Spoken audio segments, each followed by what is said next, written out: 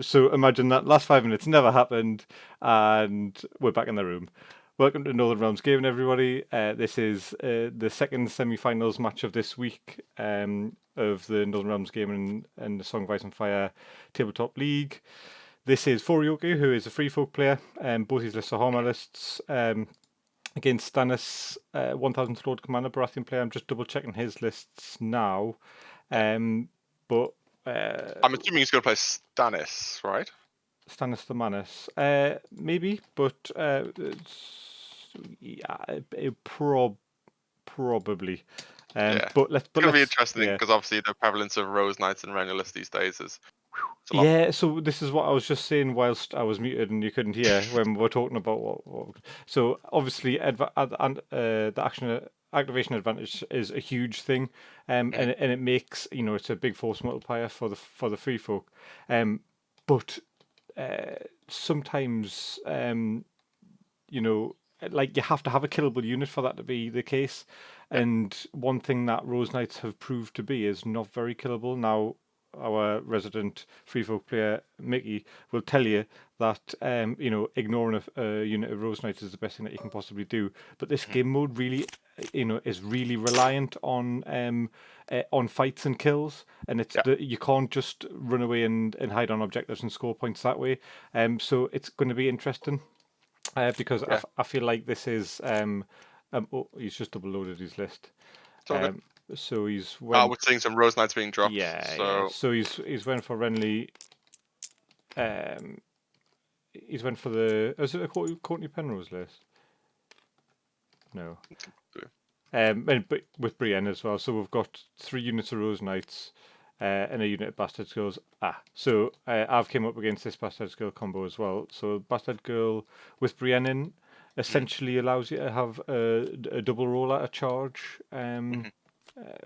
Which is nasty. I had never seen it before until I played my opponent who used it, and I was like, "Are you sure this is right?" Like, so what does it do?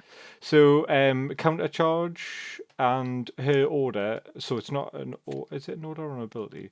So so it's just her ability. It's not actually an order, so they don't share a trigger. So what you can do is you can trigger counter charge. Charge, and even if you fail a charge, there's a chance that you're not going to lose anything because it's Bastard Girls at morale 5.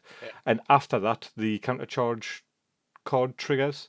So you're essentially getting like a super missile, cruise missile come down the table. Yeah. So you've got essentially got two chances at a charge, and the second one's almost guaranteed to work. I think I think you do it counter charge first, and then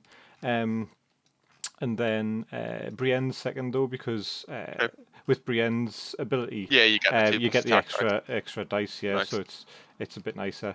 It's free attack or charge as well, so you could use range. So you've also got their ranged attack to a shift. So shift range attack order to charge with Sikkim as well. So it's a really great combination. It is a really good and actually worked very well in the game that they played them against me. So yes, just as I was saying, so it's Forioku versus Stannis. This is a semi-finals match. This match decides who goes into the finals to play Ariakis for essentially first place. So this is going to decide first, second, and third essentially. Well, not necessarily third, but it's going to be interesting. Yeah. So Fire and Blood, as we know, as I was just mentioning, is very killy. And not very, objectives orientated. Forioku is an opponent that I've played myself. 3 bears can really annoy people's plans on, just having this big furry roadblock in the middle of a charge, especially for considering. So 3 of his units are 4 move. I think it's clever that he's only got 4 units on the table though, because inevitably one of the ones that he marks is going to be the Bastard Girls, but one of them will be Rose Knights. It's limiting your choices on who you can mark is just as powerful as picking the targets you mark yourself. Dangerous picking the Bastard Girls though, because like in my match of Fire and Blood, I had It was a Night's Watch Mirrors match, and we both had Yeah. Ranger Hunters. Now, Ranger Hunters are scary just as they come, but if you give a Ranger Hunter unit 2 extra dice on both the ranged attack that they hit you with after the charge, and that charge, and because they're a marked unit, getting an extra 2 dice on top of that, it's gonna, it's gonna hurt. Really, it is really gonna hurt. We can potentially see some devastating plays from the Bastard Girls if they get marked. One thing that is, yes, it's a Renly charismatic area. So one thing that I'm hoping we're going to see is a fairly central positioning of Renly with the Bastard Girls close by. I want to see that, although it depends on where Forioku does position himself. But having that central position for Renly means that every turn, every time he activates this unit, he's going to be able to start handing out VPs for these already insignificant units. Now, these insignificant units are good in... so he's the only unit that he's got that's, if he's playing the same list that he played against me, is Bonod's Chosen. That's the only non-insignificant unit that he's got. So this really limits your ability to score points in Fire and Blood anyways, but being able to hand out VP every time he activates is going to make it slightly less of a concern, should we say. But if we look at tabletop activations, we're getting close to, we've got 6 tabletop activations plus the 3 bears versus 4. It is a huge I'd be interested to hear from any Free Folk players in the chat what you feel about this game mode in general, because obviously a lot of game modes, well, not obviously, but some game modes are, let's say, Free Folk do incredibly well in. I wonder if this game mode in particular is one of those game modes where the Free Folk have to really pick their list carefully, and they can't run an all-comers, 4 raiders, trappers kind of high activation list. So, because of the reasons you just said there. But that is literally the list that he's running. This is the... Of course, but you remember it's the two-list format over 6 weeks, over 6 game modes. It's a hard to create lists for 6 different game modes. I would argue with Free Folk it's not, because I think pretty much everybody who plays Free Folk has this list. And actually, if you look at Forioku's game history, I mean, we'll ask him later on, but I would be surprised if he hasn't played this list in most of, if not all of his games, just because it's better. His other list is a giant list. I think it has 2 giants in it, and it is fun. But if you're going for a competitive game, we're seeing Forioku put down a corpse pile, which is a risky maneuver. Yeah.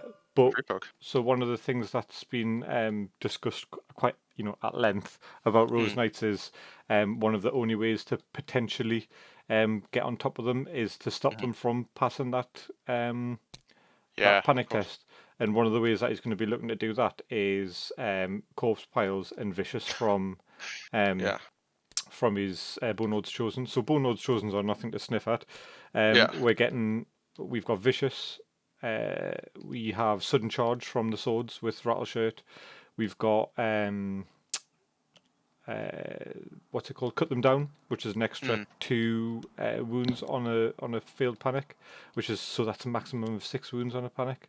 And they prey on fear as well, so they're healing back up on every failed panic. And they've got horrific visage. So what they're really hoping to do is, in my opinion, is wedge themselves up against one unit of Rose Knights without being able to allow a second charge from somewhere else, and they'll be able to whittle them down that way. If they, realistically, if he has Harmer's card to allow that sideways, the flank charge as well, it could be devastating for Rose Knights. So that's -3 before a corpse pile because of vicious and the side. We could see some dead Rose Knights pretty quickly. But again, that's a 10-point unit versus a 7-point unit. You would expect to see a fairly significant damage output for them. So looks like we're going with. I'm just going to, if you keep chatting, Scott, I'm just going to put the player names down on the boards. Okay.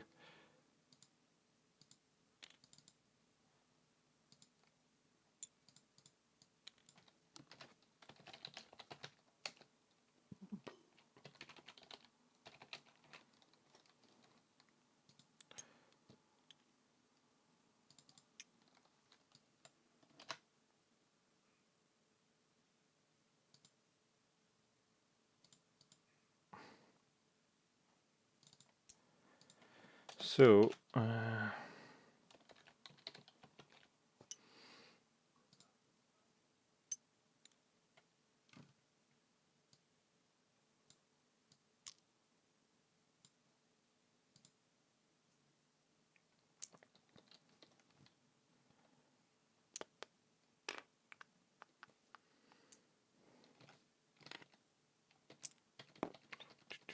Just putting down the names for you guys so you know where who's who and where's what.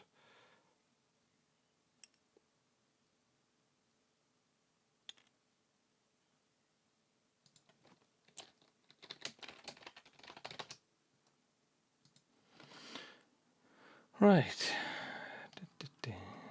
So we've got white bases versus purple. So it looks like I found out how to mute myself on Discord. Yeah. I was like, where's he gone? Yeah.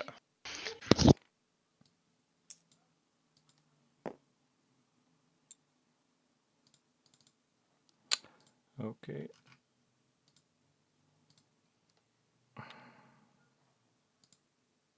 Cool. Back in business. So let's have a look who we've got in the chat. Roll call anybody that's been here before. Beric Dondando, you're a subscriber. Welcome.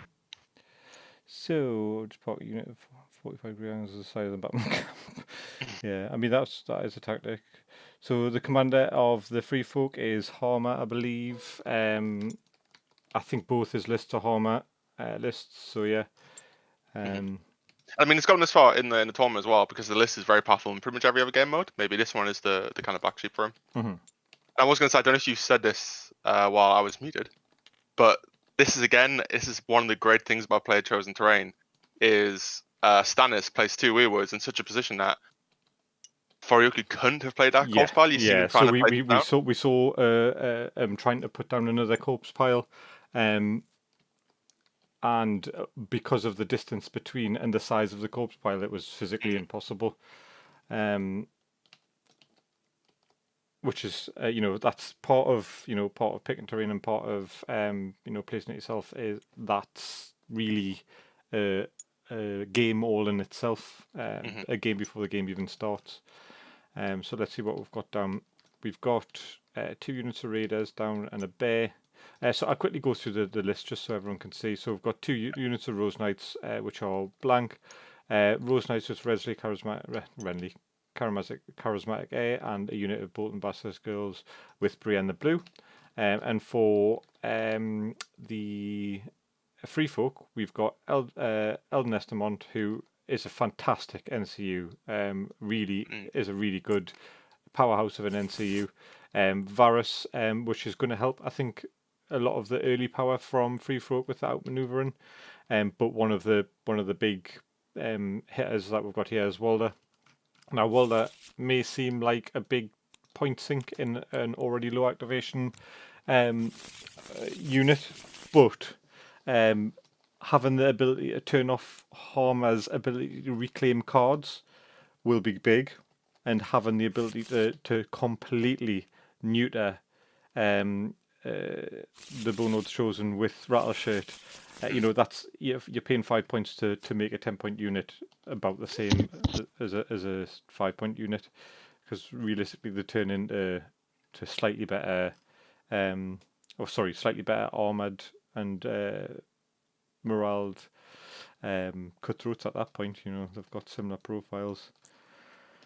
So it's going to be interesting to see how often he uses which on which, but I think we can see some multicolored bases here just for placement of bears as well, just in case anyone's wondering.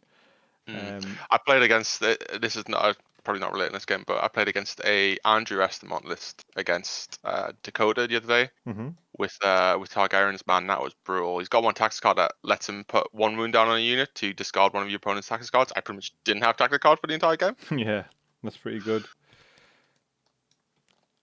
Interesting. We're actually seeing one bear. We're seeing an eagle, which is almost a necessity. But a wolf. Now, this is something that I didn't think I would see. So what I am 100% expecting to see is a lot of vulnerable tokens going down, and maybe trying to capitalize on a wolf being there, because obviously what if so some of you might not even know what wolves do, purely because of the fact that no one ever plays them. Yeah. Is for every time you roll a 1 when you're rolling a save, you suffer 2 wounds essentially for it instead of 1. So one of the things that Rose Knights are renowned for is a lot of resilience. So doubling up on their potential fails is interesting actually, and I've always wondered if I've always tried to make a list where I'm going to be putting vulnerable on a unit that's going to be getting hit with something with a lot of dice. I've always found it difficult, but I think it's because I've been trying to squeeze max activations out of it, and I always end up thinking a bear would be better, but it's definitely something against higher armor opponents that I might consider trying in the future. And the other thing to consider is that you're already at a massive activation advantage. I mean, if you've seen the stats post that Mickey and Carla put up, you would Yeah. see that plus Yeah. 2 activations on your opponent it seems to be the sweet spot. Mm-hmm. And you can easily get to that without having multiple bears. Not like the bears adding activations, but you can do it without impeding yourself. Yeah. Let's see. Oh, we've got the 2 normal units of Rose Knights marked, and let's see who we're choosing to mark from.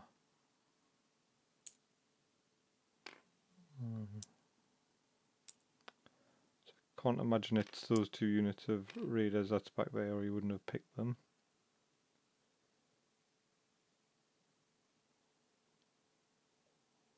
So you usually pick your mark targets after you deployed, though. Hmm. Do you not usually Yeah, pick that your should have mark been target done. before the tournament? Got you.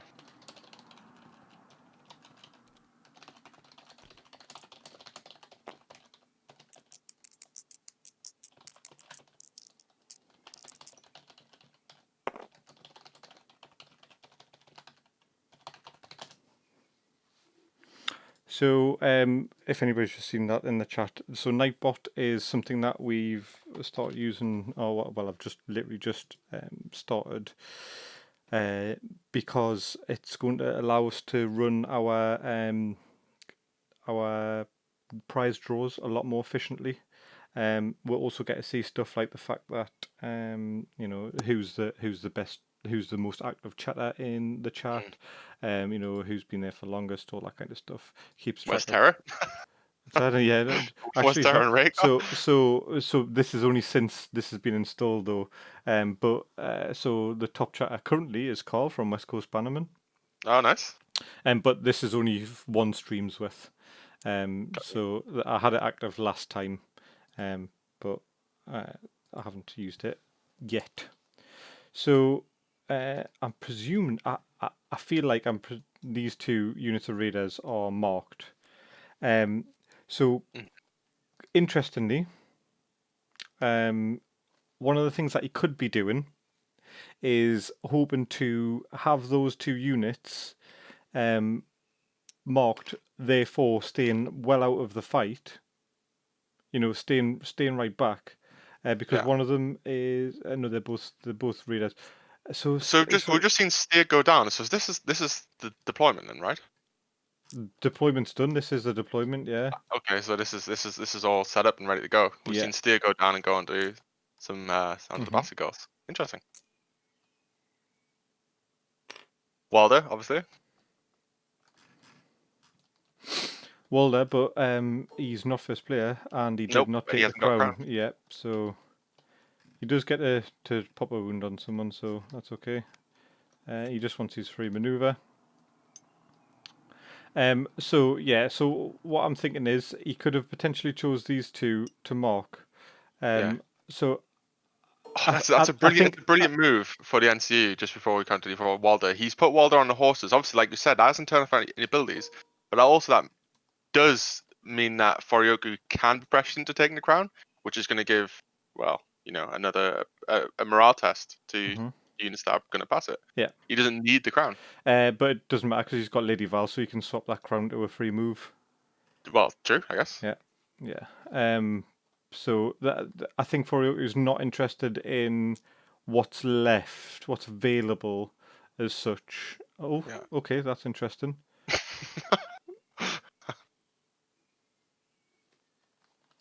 Yeah, so we're going to maybe see a panic come down, although so Mance does get to put down a token when he's deployed, and he gets to influence a unit. So we'll see where that goes. Oh, he's taking that back. I guess you meant Lady Val. Yeah, I was going to say that was very strange. Yeah, so it would seem strange to do otherwise. So I'm sure that was an honest mistake. So yeah, so we're seeing a free maneuver here, and this is Mickey's favorite trick: get your unit of trackers within 12 inches of someone and keep them as close to 12 inches as possible, and just punish them every time they move. D3 auto wounds to a unit that is essentially meant to be survivable beyond that is great, especially because they don't take a morale test afterwards, so they're losing that chance to regain a wound from it, which can sometimes be a bit nasty. Let's see. I suppose the other thing to think about here, I think Three Sales mentioned it at the very beginning in the chat, is that this is kind of Forioku's game to have to move in. I mean, yeah, of course, both need to try and score points, but really, Stannis doesn't have to do very much. Eventually, Forioku's going to have to attack him. And if he doesn't move, he doesn't take those D3. Yeah, you're right. So we're going to see the Baratheon version of Bone go down.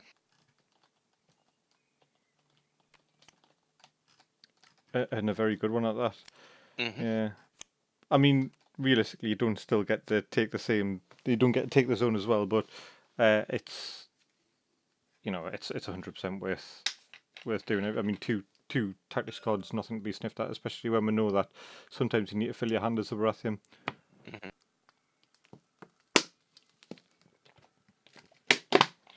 Excuse me if you can hear us drinking, but it's very warm in here. So I'm not expecting a huge amount of things to happen first in. Sorry, I'll get back to what I was saying before. I genuinely feel like he's marked these two. So I think these two were put back because they're batteries for the Eagle and the Wolf. Yeah. And Forioku doesn't want to lose them, which is why they've been put back. We all know that Free Folk with Swift Advance and Lady Val have got more than enough ability to get up the board if they need to get up the board.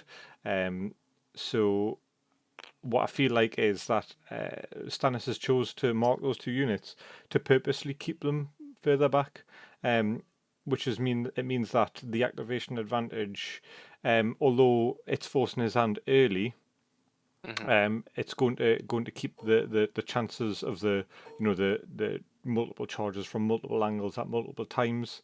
Yeah, and those gang up bonuses and everything. Yeah, so it's going to reduce that factor, and it's also going to allow him to pick his fights a bit more. Yeah, and realistically, if we look at the board now, aside from the bear, it's essentially going to be 4 units versus 4 units, and that's 4 units that aren't particularly going to be as good as 3 Rose Knights and a Bastard Girl would bring in. Yeah, so a clever Forioku though will just ditch activations here early to make sure that those he could essentially activate 5 times before these guys have to move, which is going to be the majority of Stannis's activations. So it's still going to be difficult. It's not going to be easy at all.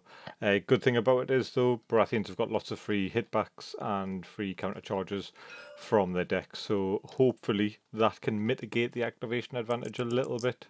Yeah, so as I was expecting, weekends coming down, and we've got the Eagle and the Wolf onto this unit. And we've just taken D3 automatic wounds from the trappers, yeah. the trackers, which is nasty. Yeah, nasty. I mean, you couldn't ask for more, could you? if you But will. I mean, the inbuilt regen's gonna at least mitigate some of that But only if they can get attacks if they get or into attacks. Yeah. yeah. So it looks like he might be changing his mind. We're seeing something as well with the game board. This is something that Carlo talked about very early. I don't even know if it was during the tournament. This might be before the tournament, but when the experienced players are placing the terrain, they're looking to create zones on the board where they want to force a fight. Yes. And this low amount of activations in the baratheons, just 4 units, is going to mean that Stannis can literally just play the entire game in the Weirwoods. Yeah. I mean, his whole army now, if you think we've got a 6-inch bubble around this, his whole army now could sit happily within these 2 weirwoods for an entire game. And if he does, he's going to most likely get a lot of healing back from them. And he's going to be able to, even if you own. So I've got a feeling that this is either going to be a very, very high scoring game or a very low scoring game, but with a marked difference. I've got a feeling that what's going to happen is Stannis is going to try and get 1 or 2 points ahead, and then turtle as hard as he can. Yeah. Because if he does, there'll be very little that Forioku will be able to do. It's just whether or not you can get that slight advantage.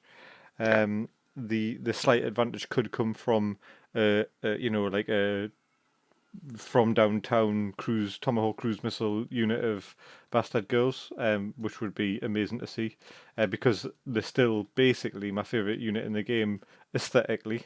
And I love the concept of Brienne just running around with a load of angry dogs, and we had blokes at bows just shouting because they're all hitting our boyfriend or what she wishes it was our boyfriend. That'd be Friend interesting. zone is an equal opportunity Yeah.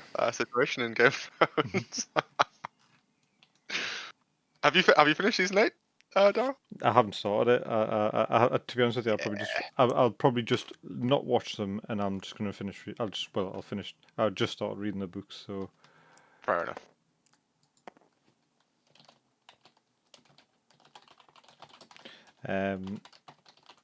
So who have we got activated so far? We've got the Renly Rose Knights and the Naked Rose Knights to go, and a ton of Forioku to go. yeah. So this is, I think, this is something that separates tournament players from non-tournament players, or should I say, good tournament players from people who sign up to tournaments. Who would that be, Daryl? Yeah, both you and me. Yeah. No. So one of the things that can be quite demoralizing, I think, and can really throw you off your game is when you see these activation advantages, and your opponent purposely playing units that aren't going to make a difference to the immediate board state, but still managing to whittle you down. It's really hard to play mentally. Like have the fortitude to think this is okay. I can still deal with this. I need to keep working. I just need to keep eking out little bits of sort of advantage here and there. We know for a fact that if these units were ever a clash, other than the Bone Lord's Chosen, we would most likely see a Baratheon Steamroll, yeah. steamroll, but it's whether or not Forioku can have that sort of the tactical acumen to just whittle down. So I mean, even 4 turns of free throw traps is going to either force a lot of bad plays, bad tactics board plays from Stannis, or really decimate some units, which would start putting them into an advantageous position. It's just whether or not it happens. Although I played against him and he did almost exactly that to me, so I wouldn't be surprised if it does. Mickey, time to get my comments up. Yeah. I will beat Carl. No, he's the man with the plan at the minute. For those that are kind of new to the game, I know we've got quite a lot of views in the chat at the moment, but for those who are quite new to the song community, first off, welcome, and second of all, you're probably seeing a lot of dominant free folk players at the moment, and if you were to take free folk in a vacuum, as many people did when they were first released, they were seen as a very weak faction, with a lot of potential. But now They were Ooh, fixed. They were fixed with one box, which was great. yeah, it's the only game I've ever played against my co-host here, Daryl, and he's literally quit a game when you first played Free Folk. Oh yeah, I was just like, there's no point in playing. Oh, this Hold faction's on, crap. no, hold on, hold on. Actually, I tell you what, the only time that and it was on stream, the only time that happened was actually when you were playing Targaryens, and I was playing the Reaper Commander in a unit that already gave panicked on a charge or something like that, and I was already had vicious, and I was like, why the hell have I done that? And it was when flayed men were flayed men, but I don't think I lost against you until that I with can't remember. free. I can't really remember winning as Targaryen. No, you did. You did. It was when you had Jorah in the flayed men before the nerf. Okay. In fact, it's either our first or second upload, and it was like an absolute steamroll. You Really? literally decimated us. Yeah. Well, Simon can send us some commission for that then, because at least I hope I sold some. Yeah. Yeah, but no. So I just played. I played loads of Tormund lists. Oh no, you're right. You're right. The first time I played was when I played because I had read, like I was, because you were like, just read some stuff about them, it'll be good, it's easy, and I was just like, right, okay. And the first and only thing I read was just like, take Mance Rayder as a commander because he is really good and he gives everyone within short range to him or long range to him Yeah. 6+ morale. I was like, oh sweet, 6+ morale, that's Now the chat's perfect. asking you to stop probably like swinging the camera around. Sorry. Yeah. Right, okay, so I'll put it like this for now, and if you would like a closer view, just let us know.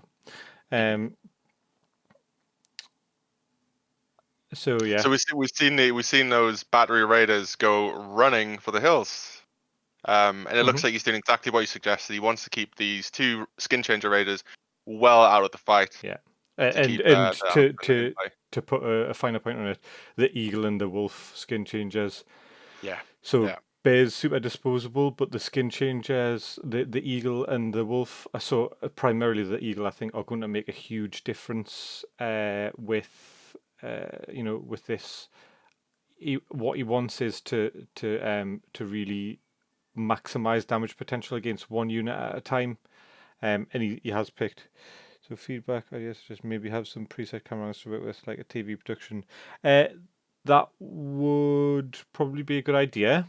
I'm not sure how I would I think it's implement it. Control Shift and 1 to 4 on tabletop sim, and you can just control 1, 2, 3, 4, like control groups. All And right, mate, you're making us look like a right idiot now. So I was just going to say, I'm not quite sure how to do that. I will find out, and I'll do it for next time. But yeah, so I will do that for next time. We'll work out some. What do you Control Shift and 1. yeah, I think so. Oh, that saved as camera 1, and then Control Shift and 2, saved as camera 2. Control Shift and 3, and let's do. Move around when they start fighting. Just start zooming in and out really quickly. Yeah. To get a bit of dynamic. Right. So, do I just press 1, 2, 3, 4 to switch between them? I think so.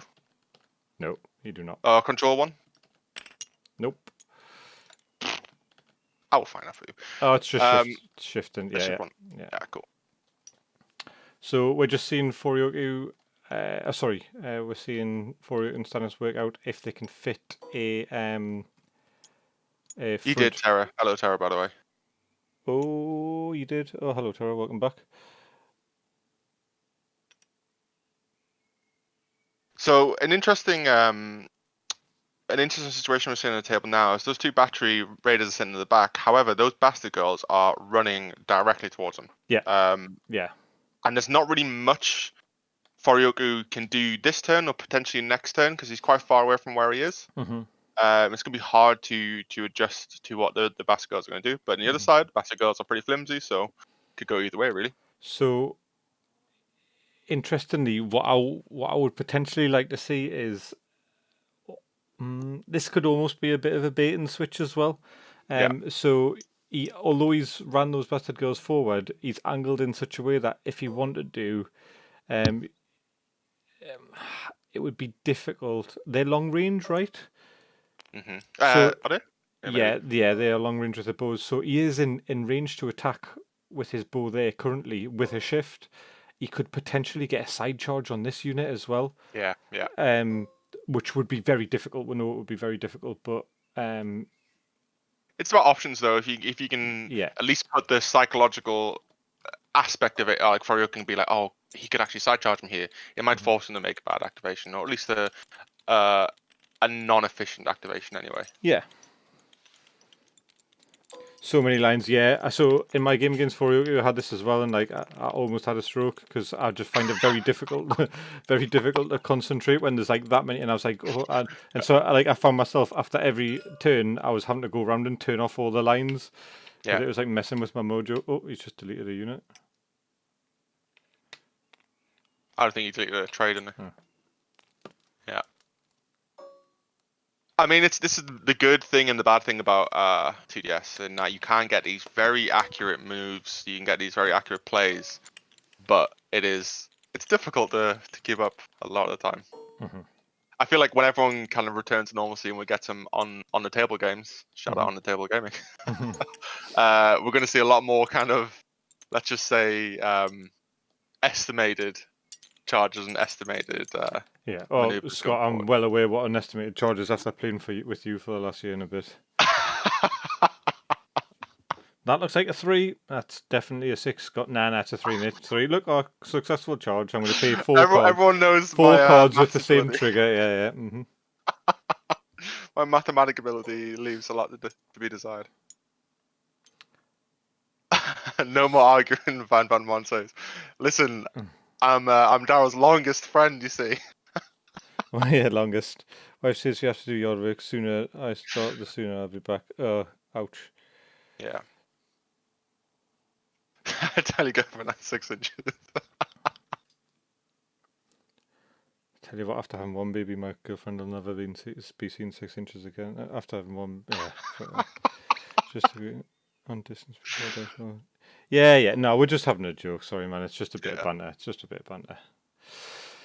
Okay, interesting. So, we've seen almost a sort of like just a wheel of the line out further into the territory of those rearwoods, but we're wheeling away from is the stronger left flank of Forioku, which is not a bad idea. It's interesting. I would have still liked to have seen the Bastard Girls closer to Renly and not having that tray between, but still, if I don't think Forioku is daft enough to make the attack on Renly's unit, but I don't think I'll see that come. But yeah, it's Stannis to go first next turn as well, so we're going to see some Bastard Girls come flying in. But yeah, so that unit of raiders hasn't activated, remember, so it's Okay. most likely going to just turn around and run away. Yeah.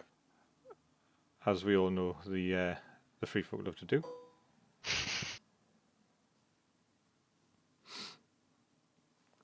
Still short range. You got to shift before it, Blood Raven. Come on, 2-inch shift.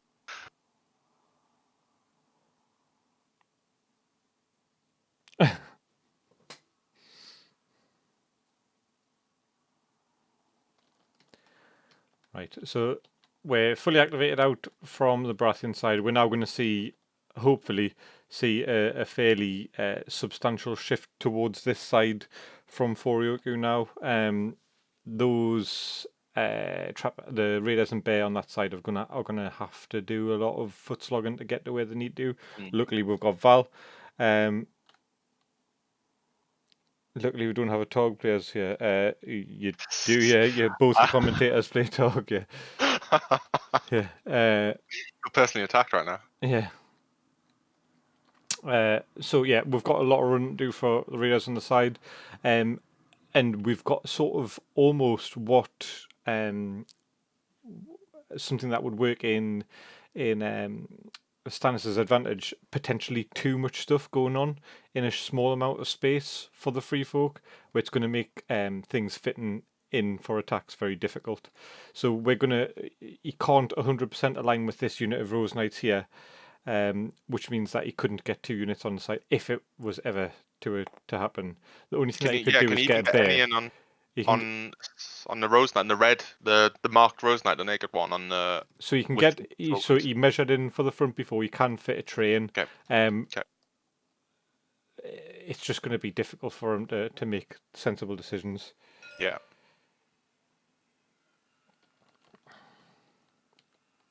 So just whilst we wait to see where we'll get our final movements from, because it's not going to be too sort of exciting for this next sort of 3 or 4 minutes.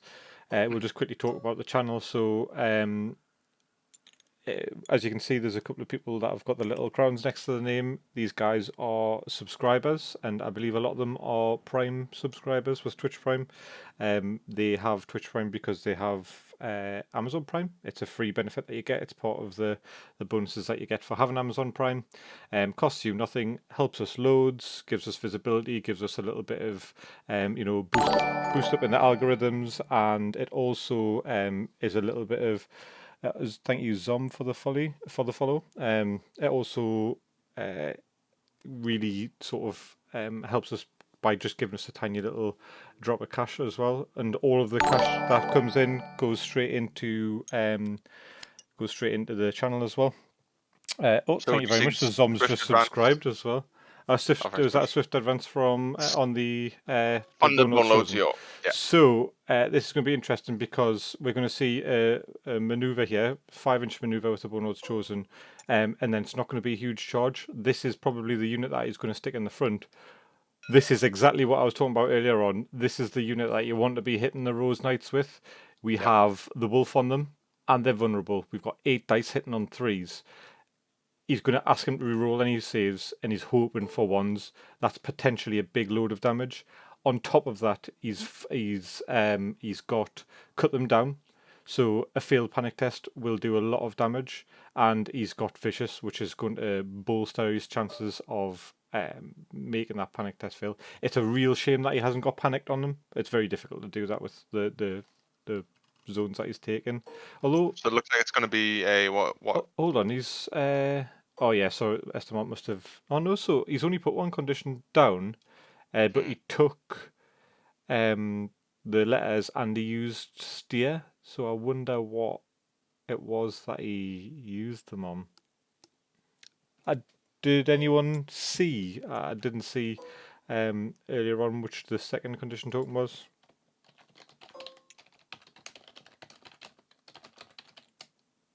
Letters to remove conditions.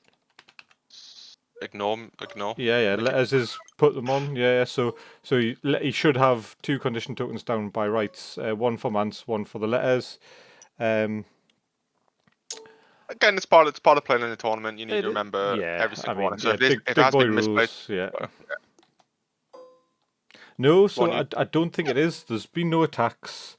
Although, did he put panic down? No, because he used the crown as a free maneuver, didn't he? yeah. Yeah. Interesting. Oh, hold on a minute. There's no steer in.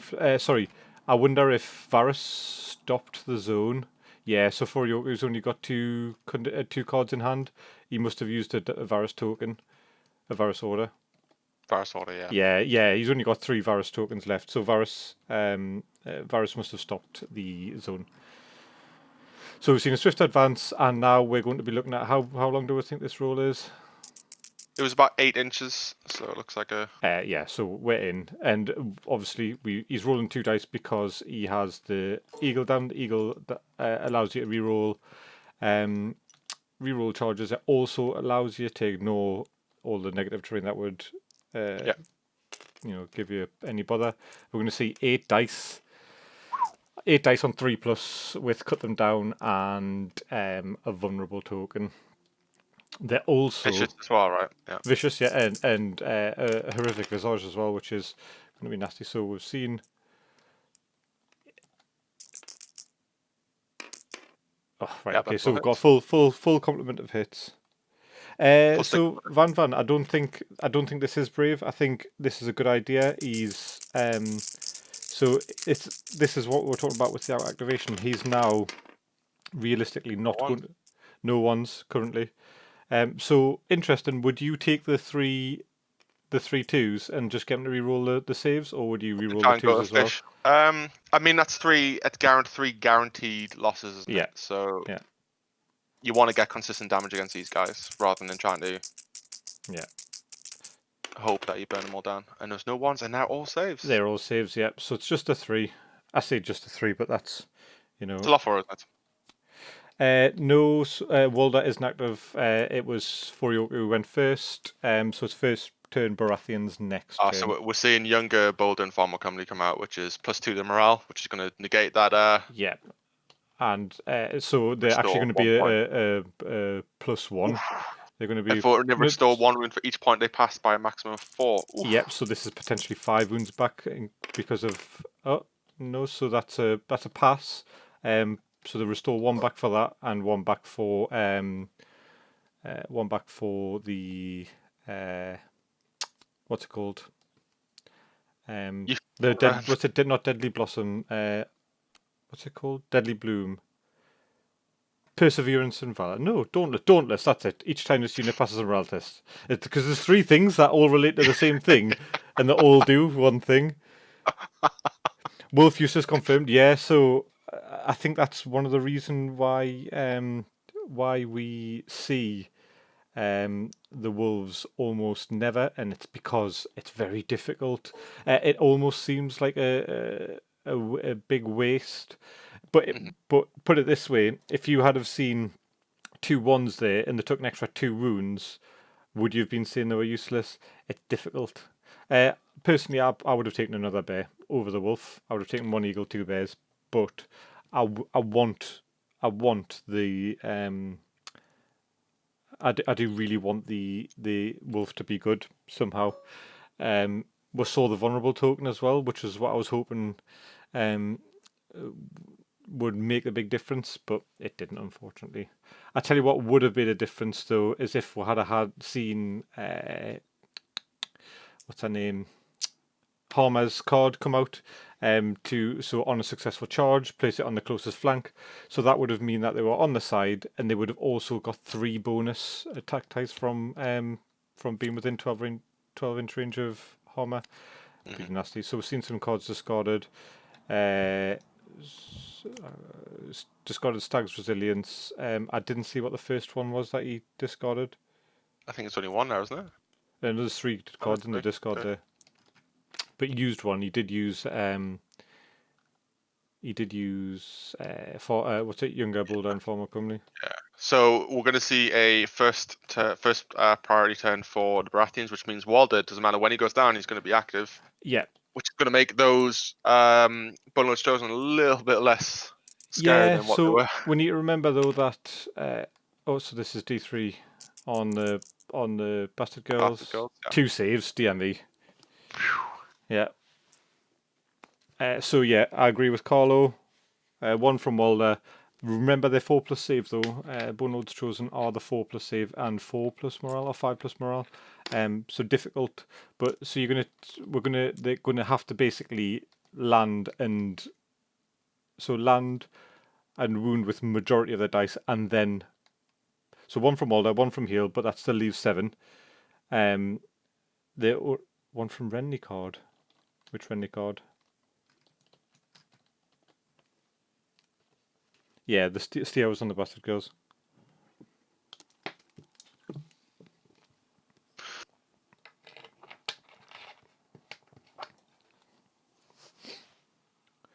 Right, so I think we're just. Oh. Yeah. Tax card going on? Sorry, next one. Okay. Loses all abilities that turn. Ooh. No, so if you have 2 or more units. Oh, yes, that's right, yeah. So he's not going to get. But that's for this turn, right? It's not for this round. So Walder's going down. Walder on the sword is guaranteed. He's went onto the maneuver. So he's threatening a charge with. Now this is brave. Yeah. So if it was me, I would have been moving out of charge arc, because realistically, what are you going to do to prevent a big hit of damage from the Bastard Girls, you take away their so one of the big sort of mechanics behind the Bastard Girls is that bow attack into the charge because you're hoping for a 1 on a save for the vulnerable. It just seems they're within 12 of the Yeah, so trappers as they're well. gonna take a Trappers, and it's interesting that it's kind of forced for Forioku to play that surrounded and exposed because he wasn't sure what Stannis was going to play. He could have done like Mickey said, put this onto swords and then take that hit, but he didn't, which is going to make that card useless really. Yeah. So this is interesting. We haven't seen a load of traps from the free folk trappers, which I thought might be the case. But remember, the Bastard Girls do not degrade over their first two profiles. The first two profiles are the same: 4/4/4 with the bows and 6/6/3 with the dogs.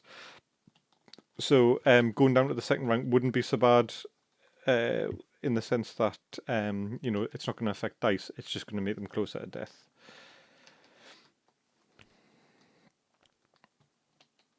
Yeah, so I think the maneuver instead, because of that that tactic getting played, was a good idea. We're probably going to see. Was this a chart? No. What was that? I think I'm not sure what it was. He rolled a 6. Oh, it's for so he's used a Varus token. So Got you. naturally, we're Got you. going to see this tactic zone getting taken next. But the Varus, Varus is someone that I'm going to start using in my list a lot more. I've noticed he's really good. I tell you who else is fantastic as well. Is it Donald Noy? Donald Noy, yeah, Yeah, the where he Night gives you Watch. +1 to save and Yeah, can't be vulnerable. Yeah, it's mega yeah. good. But so we're going to see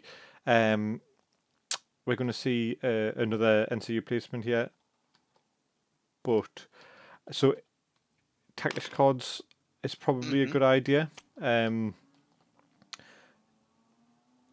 Interestingly, though, would you have wanted to see potentially some healing on these Rose Knights because once they go down another rank, so it's 8, is it 8/6, 8/5/3? That's a huge drop. But the regen on it, and especially with Randy being next Yeah. to it and sure that he's going Oh. to pass, it's not that big of a deal. And you have to think it's going to force Forioku now to either choose whether you want to try and put more damage on the next activation, Yeah. or it's going to allow Stannis to just put down Estamont and go, okay, I got those 3 back next activation rather than now. Yeah, but is he going to do that, or is he going to take Estamont's ability to draw more cards? Well, That's a that's real probably why he's question. taking the tactics cards, right? Because he wants to get at least some cards. Potentially. And we've seen Weaken go down onto the Bone Lord's Chosen as well. Yeah. So Again, that makes that option, that choice even worse. Second rank, they're still 7 dice, but with a weekend, that's going to, it's going to hamper what they do. So we're seeing another use of the Varus ability, which he stopped another one. Yeah. So I'm wondering if you must have stopped the zone because what we're going to see. Hello, Rhaegar. There's another one of the Oh, original. Rhaegar, ahoy there. Welcome back, buddy.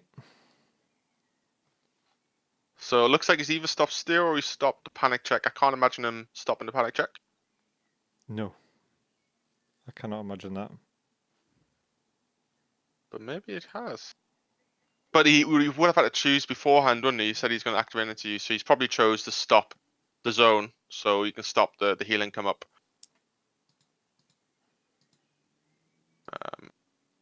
Nice. And then again, like I expected, let's see if he's going to take those tax cards or he's going to take the 3 wounds. Right. So like I said, he took Varus on his tactics cards to get a little bit of card draw this turn. He didn't necessarily have to take Estamont's ability, so he could just use this to heal up his Rose Knights. And again, he puts him back at almost full health. No, it puts him back at full health. What was I saying? 3 runes, isn't it? Strange. Would have put the money bags. Yeah. Oh, so he's taking the heal. Yeah, on the Bastard Girls. On the Bastard Girls. Interesting. But I guess, like I say, it's regen on this Rose Knights. He doesn't necessarily have to do anything. Rose Knights, they will naturally just build back their wounds. So we're probably going to see a charge, yeah. Charge. Yeah, it's 2-inch charge as well.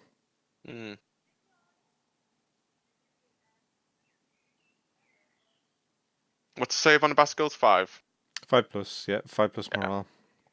It might even be 4+ morale, but it's good. So going for a charge. So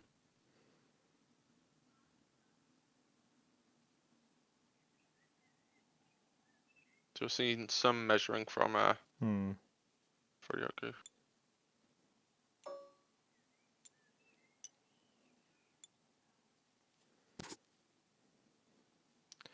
So that's a 5-inch charge, yeah. 5-inch, yeah. So Forioku doesn't want to see a 1 here. That's a 1. Yikes. Yep.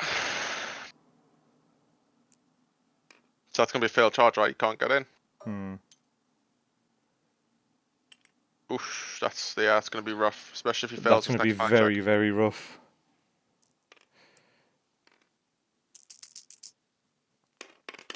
That's a pass. Yeah, that's a solid pass. But we've got unactivated Bastard Girls within, an inch charge distance. Do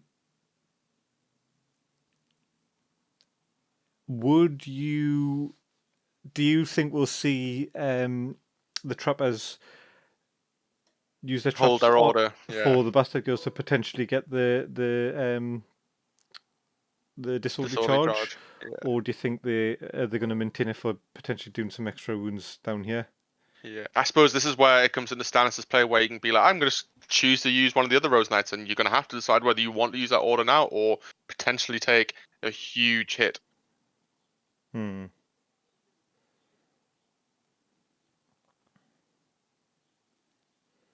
Yeah, so this is a commission. And again, activation advantage works both ways. If you're in a position where you've activated and it's made a disorderly charge and hasn't done what you needed to do, and it's against something that hasn't activated, it's up to the opponent player to decide when they want to play that unit. Yeah. And the Bastard Girls have got everything that they need here, haven't they? They've got a unit that's already activated, so it can't swift advance. Val's not in play. The horse is already taken. It's a sitting duck, so he can sit on that activation until he needs to.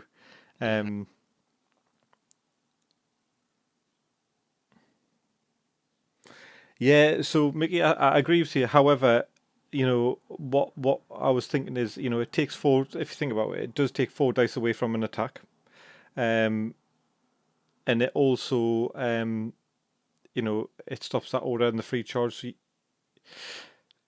I don't know. I think all things considered, he wedged himself in the corner. He wedged himself in the corner, which was not good, especially when he had a pack of angry staffies coming towards him. But on top of that, I think, sorry, I'm just gonna. Had no reason to push the tempo. No, I suppose. But if you think about it, if he didn't try and prevent that charge, he was just going to get, shifted, ranged attack, and charged anyways. So I can kind of see. Well, maybe it's just my inexperience, but I can kind of see. So we've seen 3 hits from the Bastard Girls, I'm assuming. No, on the range? Yeah, no ones, unfortunately. No. And that's a pass. So I'm assuming we're going to see a charge. Oh, the Bone Lord's Chosen One. Yeah. So the trappers are going to go. That's going to be 3 down. But again, like you said, they've got the same profile on the second rank as well, so it doesn't make too much difference. Yeah. And that's going to be a pass. No disorderlies.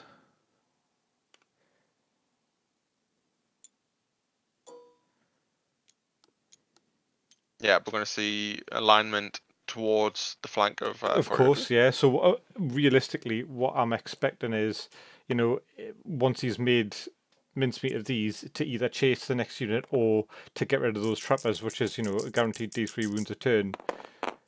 Let's see rerolls on those. Good for rerolls. Yeah.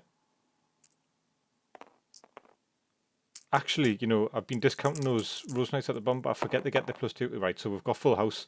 That's 6 dice. No Sundren, unfortunately, but we've got Vicious. So we're likely to see something come from the panic check. So we see 5 wounds straight away. 4 wounds because it's 5+ save, right? Oh, sorry, they are, yes, yeah. So 4 wounds, and then we're going to see I think it's a 10 plus morale check, yeah. Which, let's be honest, we've all seen happen before, but that's an 8, and it's just another 2 models. But still, it's not a, it's no meager. Oh, we've got Harmer. Which card have we got? So Diversion tactics. Yeah, so we're going to see a free maneuver from somewhere.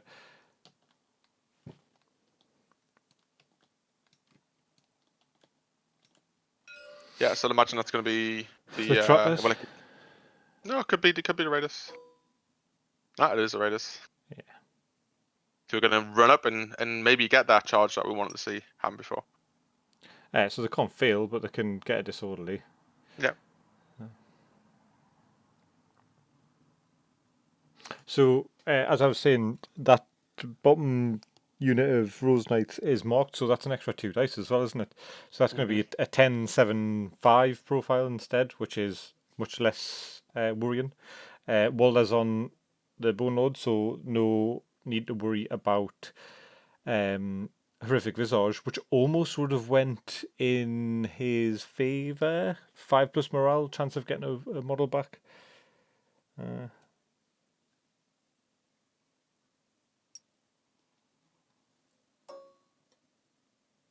Yeah, so we've got the charge from the Raiders. So we're going to be seeing the 6 dice on 4+, which is nice. So we're seeing some measuring here from Randy's unit. I'm assuming that.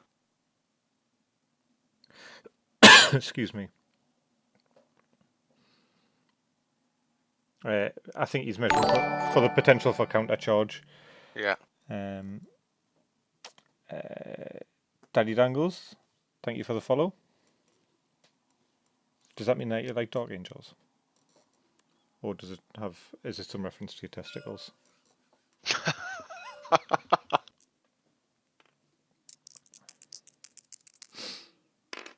Right, so we're in with the let's pump those rookie numbers up.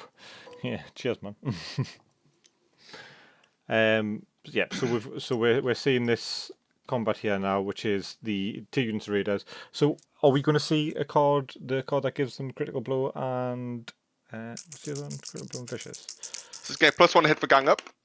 Yeah, so there are 6 dice on 4s. Is it on 4s now? Yeah, so it's, 3s. No, 3, sorry. Yeah, so that's 3s with gang up. Yeah, so we've got full house. Now remember what we are likely to see, or what we hopefully like to see, because we've got big tactics hand on the Baratheon side. He doesn't unfortunately own the crowns, but oh, that could have made things a bit. Yes, yeah, they have. You're right. They've missed the bonus dice. We could potentially have, missed a big thing there. But I mean, how many did we lose? 3. +5, I think. 5. Ouch. Yeah. Yeah, because I went from 4 ranks with 1 remaining on the 4 rank to 1 rank. Oh, that could have been a failed. What is it? It's a 3. It's a 5. That's a pass. Yeah. Yeah. It's lucky. I think everyone in the chat should listen to the main man Pork Chop Express there. If you're not following the channel, follow it. Just like the Pork Chop Express as well, you'll see the little crown next to his name. If you have a Twitch Prime subscription, which you get free with your Amazon Prime subscription, stick that on the channel as well, because that makes a huge difference to her. Really helps with the algorithms of being visible and helps us get cool things for you to watch. Like, for instance, the absolutely sweet-ass merch that we've got available at the moment that you might have seen if you follow the Facebook. Local tattoo artist Kirsty Brown did some cool designs for us. one of them Stark sort of centric. It is a White Wolf. Although I suppose that's I mean, that's kind of Night's Night's Watch. let's be Well, honest. yeah, but I mean, Jon Snow, he grew up with the Starks and that, didn't he? So, He's not a Stark. Shagwell's crust, lovely. The crust is my favourite bit. So, we've seen a Road Dog charge here. Yes, we are. And that is not a successful charge, I believe. Yeah. But again, it doesn't really matter because he's going to take a panic check and probably pass it, right? So, in fact, it's almost guaranteed pass. What's their morale? 5. No, so 6, but be 5 because of this. And Renly. So it's going to be 4. 4+, yeah.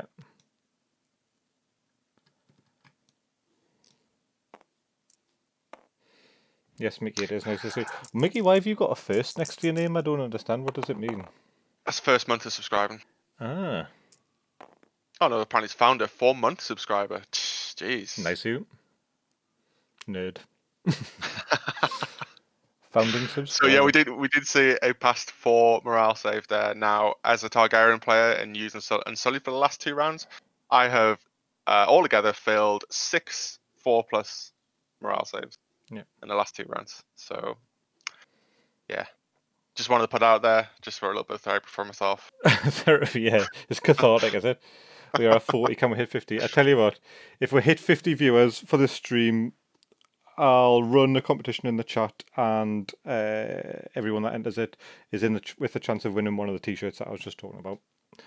How's about it? But that relies entirely on getting to 50 viewers in the stream for the competition.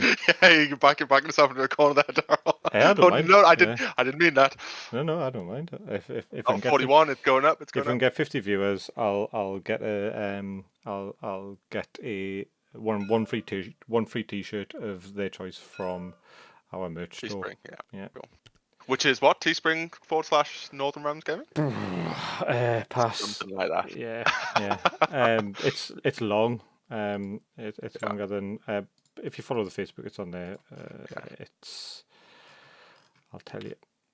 So it's also directly below the stream. So anybody that's watching the stream, if you just go down, it's there. So it's teespring.com/en-gb/stores/northern-realms-gaming, which is why I did not say it.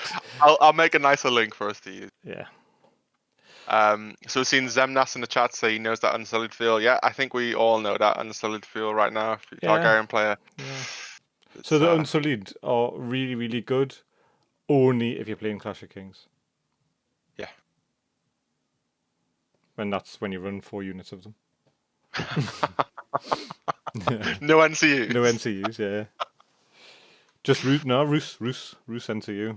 Fair enough. So we've seen Harmer's Free Folk Raiders move up along the flank. Yeah. So again, this could be Stag Resilience. When a friendly engaged commune activates, restore the D3+1 wounds if you control the envelope. One enemy in the engaged risk suffers that many wounds. Oof. And he does control the envelope, and that's going to be 2. Yes, no, that's 3. D3+1, so that's 3. Oof. Yep. Then so that was at the start of a friendly turn. We're then going to see most likely an attack. So hopefully we're going to see we'll see one extra one from the attack happening, and then hopefully on these 10 dice. Marketing is tough, man. Yeah, marketing is very tough. So we've dropped 2, but that's still 8 hits. What round is this? 2? Yes, it is round 2. Yeah. Rhaegar, did you order a t-shirt? Actually, I'm sure you did. If you were the person that ordered the t-shirt, I sent them to print early for you, so you made sure you got it as soon as possible. Although there is some very slight delays. Ooh, that's a lot of fails. Yeah, that's a dead unit. A dead unit chosen. Yeah. Ouch. Business. So what's the Bone Lord's point cost? So that unit is 10 points, including the attachment. Yeah. Against a 7-point unit. Yep, and so what we're looking at is a non-insignificant model dying. So he's just moving it to the back because of surrounded. TVP was seen in chat because Renly put down a combat unit, I guess, combat thing. But you've got to remember that this is a marked unit, so they score extra for killing stuff. Okay, got you. Yeah. So we're going to see 2 points going up for Stannis then. Yep. So this is what you're saying. Like this is at a point where Although that's a the good point, Baratheon actually. Sorry, I don't think either have been marking. Although when there's they've an got the objective here next to Rose Knights, but I don't think we've seen Renly marking a unit, which I think he could have marked the trappers. yeah might have been misplay. Renly wasn't Oh, in right, range. okay, cheers, man.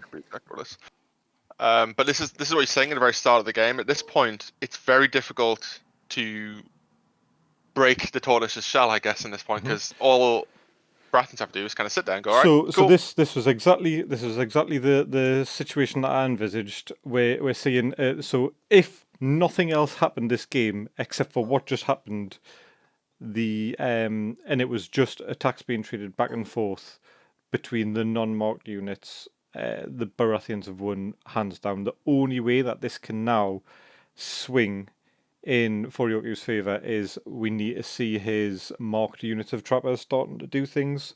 Not trappers, raiders starting to do things. Yeah. So let's be honest, we can say so. Raiders throwing 8 dice on 3+ should be able to get rid of the bastard girls.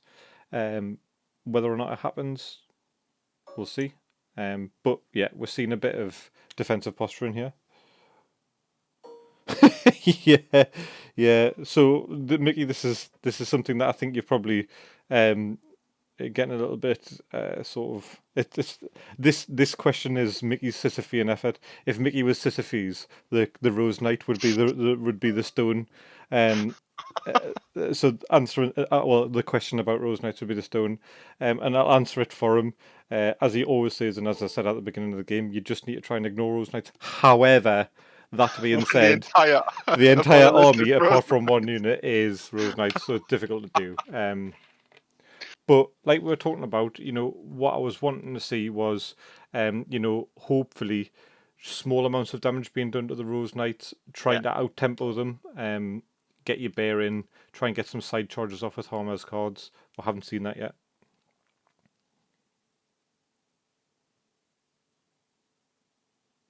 Yeah, Carlos. So there's a very strong card from Harmer, which allows you to get a free side attack, and Harmer was within long range of them as well. That would have been 11 dice, I think, on 3+ with Vicious from the side. And I mean, the Younger Bulldog Farmer Company came out anyways, so there was some mitigation of morale there, but it would have been good.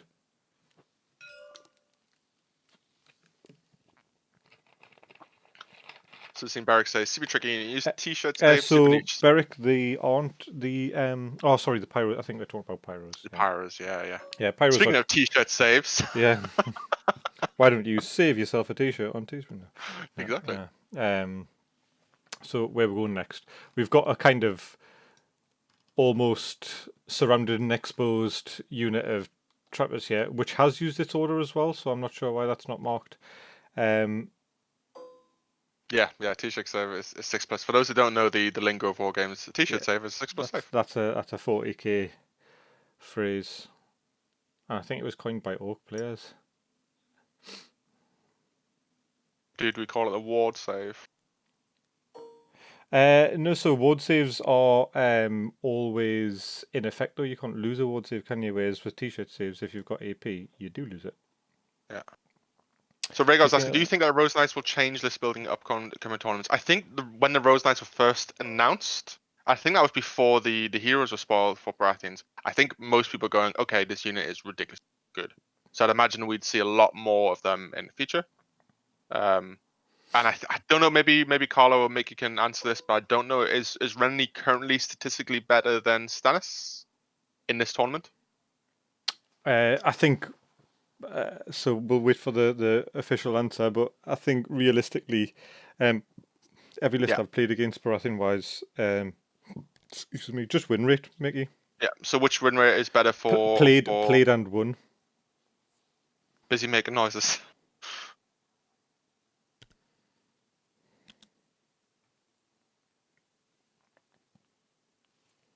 Ooh, there's no way that I was gonna say there's no way that that objective is gonna go down there. So we've seen Renly put down his commander VP objective on that Raiders unit, which I guess, yeah, Yeah. fair enough. It's going to probably take a charge from the Rose Knights in just a second. Or maybe next turn, because I think they're activated already. Yes, they have activated already. RK will warp happy play against Barrett. Yep. I think that is pretty much the key. If you're ever if you're in a tournament situation where you know there's Baratheon players, you're going to be expecting to see at least one Rose Knight. Similarly, you'll be expecting to see poor fellas if you're playing against Lannister or Swan Swords. No. So we want the Stannis versus Renly percent sort of played, especially in this tournament, versus like how much they win. Yeah. Basically, is Renly better than Stannis? Statistically better than Stannis. Depends on what you're talking about, doesn't it? I suppose. If you were asked if Renly's better at having bouffant haircuts, then definitely. But if we're talking about having flaming swords, then I would say it's Stannis.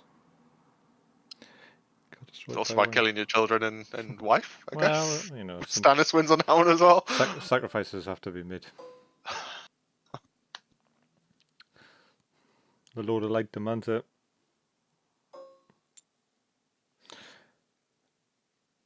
Rose Knights got destroyed by unit outriders. Yeah, so let's not. Although there is a lot of hype around them, and me and Scott are equally as susceptible to hype as anyone else. One thing that you need to remember is they're not the be all and end all. And I've played against Baratheon players, and I've killed units of. I think I killed 2 units of Stag Knights in my game. I mean, fair enough. I was playing Night's Watch are no joke when it comes to killing stuff. But as far as survivability and damage output goes, they're a great unit. Rose Knights are a great unit. However, if you watch the Song of Ice and Fire stats videos that Mickey and Carlo put out, I believe the Outriders are one of, if not the best performing unit in this tournament. I could be totally making that up. I might have dreamed it, but I'm sure there was a post about that. Assuming that's Dark Outriders and not Dark Iron Outriders. Yes, 100. So, well, put it this way, Scott. I wouldn't have even said there was another unit of Outriders in the game. Yeah. So seeing a attack card come up from Forioku, when an enemy unit makes a melee attack, that unit suffers -1 to hit for each enemy engaged with them beyond the first. Yep. So how did the Bastard Girls get their activation back? I think it's the next turn, isn't it? Or not? Nope. I don't know. All the activation tokens are gone as well. Oh yes, they're just removing the. So did he ditch that? I think he might have. Yeah, he's just ditched it. Unless that was steer. 3 hits, right? Yeah, he's just ditched it. Sorry. If our desired king plays them means they're good. I mean, I can't say anything because Dal doesn't know how the story ends. But so all I'm going to say is that because of this tournament, the next. Vanguard Mon actually does mean Targ Outriders. He doesn't mean. Oh yeah. Oh yeah, they're rubbish. Well, they're not rubbish. They're yeah, they good. Are. Nah. I mean, let's be honest here, Daryl. We've got to take what we can as Targaryen players. So yeah, okay. If they just need a melee profile, that's all. And I know they're meant to be played that way, but so are trappers. Trappers are never meant to be in melee, but they've got a melee profile. So yeah, they just need a melee profile, which I wouldn't be surprised if it's so added. Let's just say, Rhaegar, I'm sorry if you're a big Stark fan, but one of the next pieces of art that's being commissioned is going to be titled "The King in the North, The King in the North," and I'll let you work out why. It's something that happened after a very, very lovely and pleasant wedding. And there may be a spear involved. Spear? Mm-hmm. Not a spear. Yeah. No, it is because he's when he's getting paraded around on the horse, he's got like a spear or a pole holding him upright, hasn't he? And he's got the direwolf's head on his. He's been commission a shirt for the win in this tournament. That's not a bad idea, but the chances will probably be already commissioning whatever wins anyway. Yeah, so there's already a Stark one. Yeah, no, yeah, no, yeah. So the next two, I don't want to spoil too much, but the next two are Baratheon and Lannister. You don't want to spoil too much. Yeah, You but just so literally yeah, spoil. so I'm not going to just spoil the designs. They're not going to be able to see them, Yeah, true. or they're not going to know what they're going to look like. But they are going to be Baratheon and Lannister. All according to Tywin's plan. Now, Van Mon, if you've read the books, you would know that the Red Wedding was actually regarded from Jaime Lannister and not from the Lannisters. A little bit of lore for you there. If you Dun didn't know. dun dun.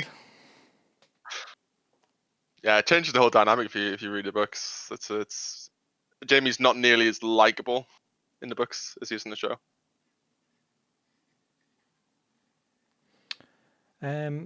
So first activation.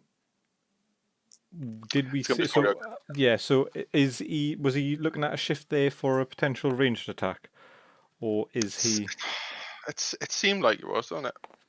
I'm wondering if he's going to take the free attack and just shift back and try and get a ranged attack. I think he was looking to see if he was going to be, if he shifted all the way over to this side, if he was going to be out of the way of the charge arc of Renly. But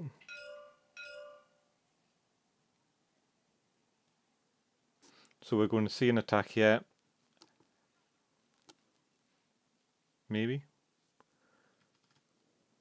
some big brain plays. So realistically, I think Forioku could, if so, there's one order token left on Varys. For my money, I would take the just activate with that unit of raiders, try and kill off the bastard girls.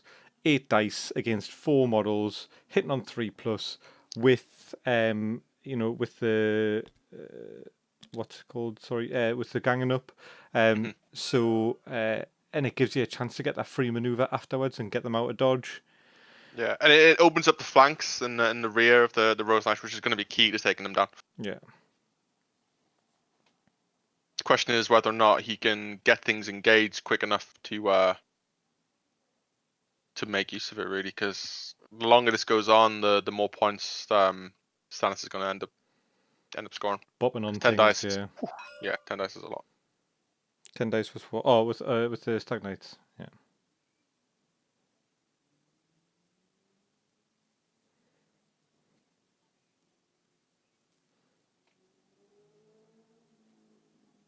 Oh, the green and purple trees marked. The green trees are marked for the free folk. The red trees are marked for the Baratheons.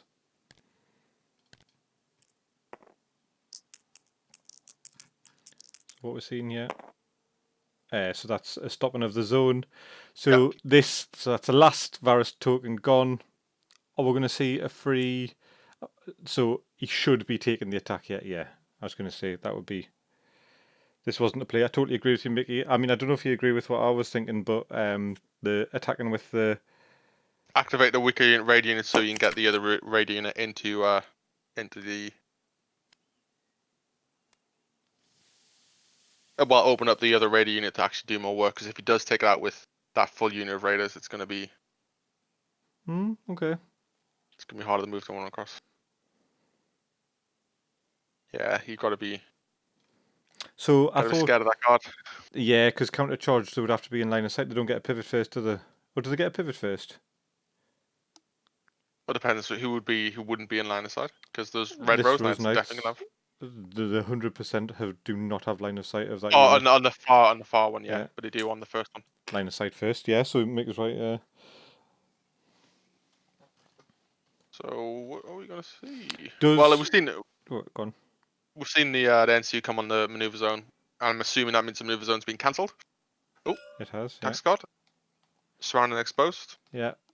Lose all abilities. Loses all abilities. So Okay. are we going to see it on a unit of Rose Knights?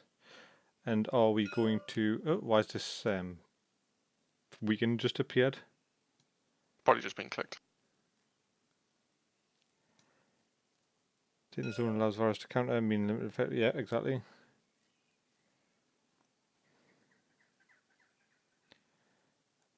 I know he has horses, but why do you get a weekend for horses? Oh, sorry, for surrounded and exposed. Yeah.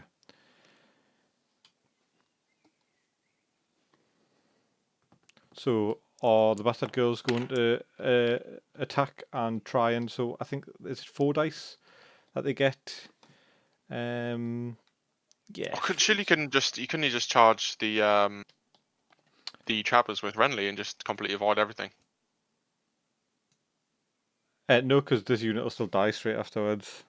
So what I'm saying is, so to me, for my money, I would at least try and use. Tax card done out. When you claim tax, replace that zone's effect with restore D3 plus 1 wounds across any total or remove. Oof. So we could potentially see these bastard girls going back up to a bit more of a tasty He wants profile. so yeah. Oh. 2. I mean, still get some of the second ranks. Still going to get them up to top profile. So. But he took the free attack. Whoa, my head's pickled. So he's got 2 wounds back for doing that. Okay. What are the chances of him losing at least 2 wounds to a 7 dice attack on 3+? True, but then the other side, he's got the surrounding exposed. That's not going to be any use anymore. So those road knights are back in business. Yeah. So do you think Again, if we see any, it's a bad move for either way for Forioku because he's going to take a charge from a marked unit of Rose Knights. Yeah. Who are going to, they're going to do some damage. Or you could run them away. I mean, that's another option. take a retreat. Yeah, you're right. Does he want to sack the activation to remove the chance of getting some points?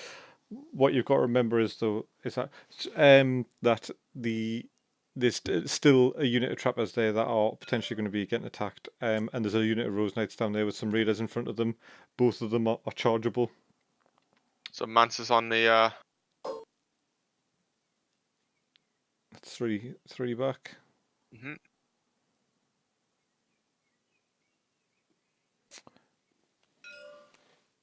Yeah. I mean, if you want to buy a t-shirt, man, no. I would don't ever buy me anything nice. Just if you like the t-shirts in the store, get one because you think it's cool. But if you don't, that's absolutely fine as well. It's no problem. I just commissioned the art purely because it's a local tattoo artist who's currently can't work because of the coronavirus. She's had to shut her shop during, and I believe in supporting local people doing local things. So I paid her good money to design the art for us, and just happened to share it to you guys. Even the prices that I've set the t-shirts for is it's minimal, and I make practically nothing from them. I'm not there to make tons of dosh. I just want people to have cool t-shirts. Yeah, wear the shirts, take photos, put them on NRG Facebook, and you get entered in the chance of every other month I'll be drawn out of the people that share posts of their merch, and I'll be sticking some orders in for those guys, whoever wins. Totally agree with you, Rhaegar. It's really important. So I'm a massive craft beer fan, and supporting local craft breweries and ale houses and stuff like that is big. I'll stick orders in. Same with restaurants. Me and my fiance love to eat a lot. Like nice meals and stuff, and just putting orders in when you can, just to help them out.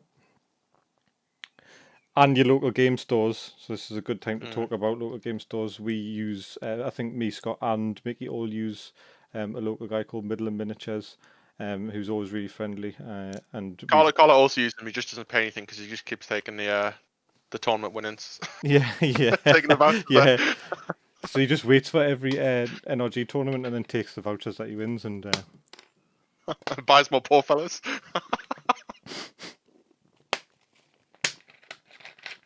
Okay. So we've seen while I go down on tactics cards, we're going to draw some tactics cards, we're going to do into someone, we're going to stick a condition down.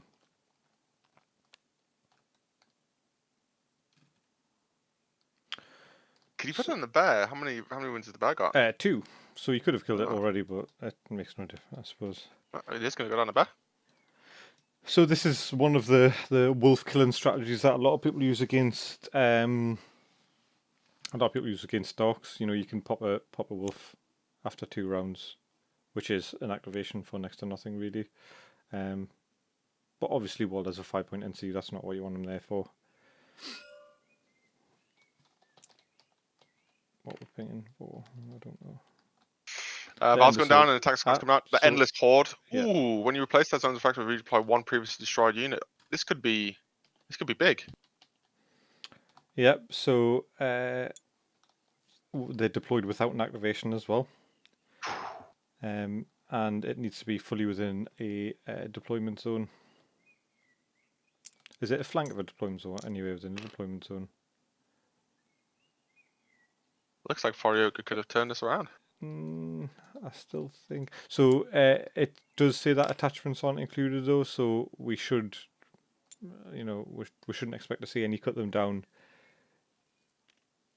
No rattle shit. Yeah. So we shouldn't expect to see cut them down, and so it's illegal now. Yeah. Ouch. Yeah. So we're probably more likely to see a rear charge into the Bastard Girls armor than anything else. But that was a turn for him. I really think you should activate. So this is just me, but I really think you should activate the Bastard Girls and at least get an attack out of them before. So losing an activation mid-turn is really bad, and that's about to happen. Yeah.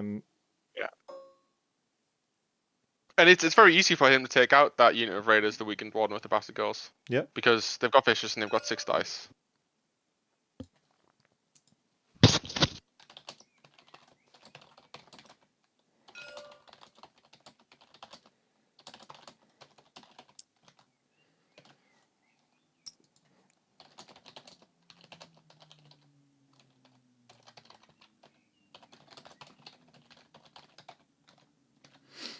So yes, we're looking at what the Bastard Girls can do. So as I was saying before, it's still respawning elite unit. It is totally. The weird thing is though so it did get errated. I think FAQ'd. You aren't allowed to take Bone Lord's Chosen without taking Rattle Shirt in some capacity, and technically you're not respawning them with Rattle Shirt, so they should just come on and die, but they don't. So we are seeing the bastard girls make their attack. And So that's going to be 4. four dice. Yeah. So that's still a potential kill.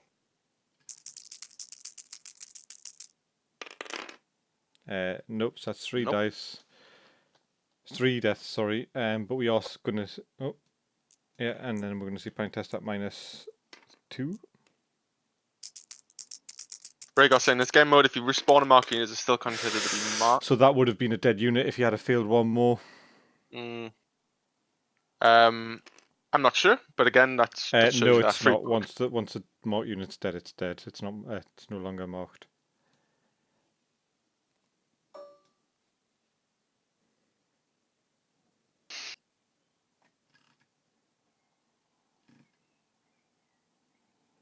So are we about to see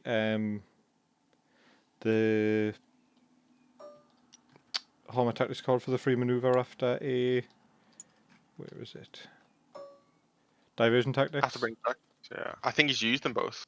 So Harmer brings a card back every turn. Yeah. Okay. Every turn she takes the Totally not broken, guys. Well, so she's the highest played free throw commander by a significant. So to me, she's now what Jon Snow was before the update. And he's still really good. Yeah. So what's your thoughts on that though? Because Harmer is the most used. If you did potentially look at a nerf for Harmer to try and bring the other commanders up, is she so far more used than every other commander that it's going to be to the point where it makes a pretty big dent in how free folk play? Yes, yeah, totally. So she in herself is almost a facilitator for raider spam, Right. because she allows raiders to get into the side for free, and she allows that units that not on potentially big hitters to be big hitters with her order, which gives them the extra dice. So I think, don't get us wrong. Swift advance. Okay, here comes a rear charge from some bully boys. Oof. I think, yeah, he's going to have to click that green back in.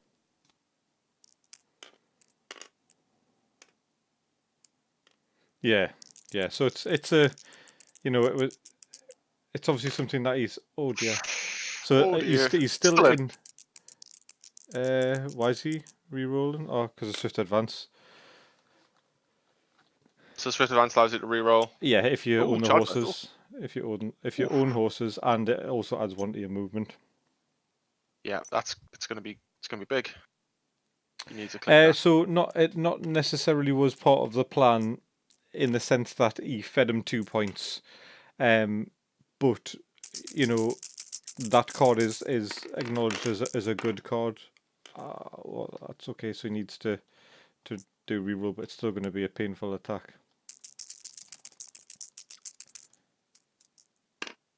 Right. So we've got 6 hits there. So 6 hits at -2 with so it's a 5+ save, and then a -4 to morale. Going down to 3 because of that. Going down to 2 because of Renly. So 3 saves. These guys 8 aren't plus, fun. isn't it? What? 8 plus. No. Oh, sorry, 8. Yeah. Oh, so he was vulnerable. So that's 5. Ouch.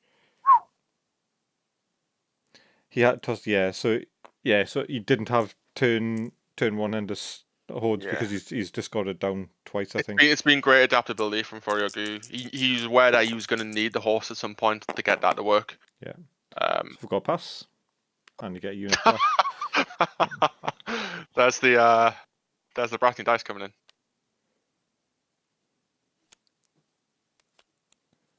I mean, 8 is a 50-50 chance anyways, isn't it? So Carlos, I didn't think he played for it. I think that's generous. And Mickey's on the other coins, like he almost certainly had Endless Horde ready to go. he definitely Mastermind. didn't. He definitely didn't have Endless Horde at the start of the game because he discarded down for 2 turns, down to 0 cards, I believe.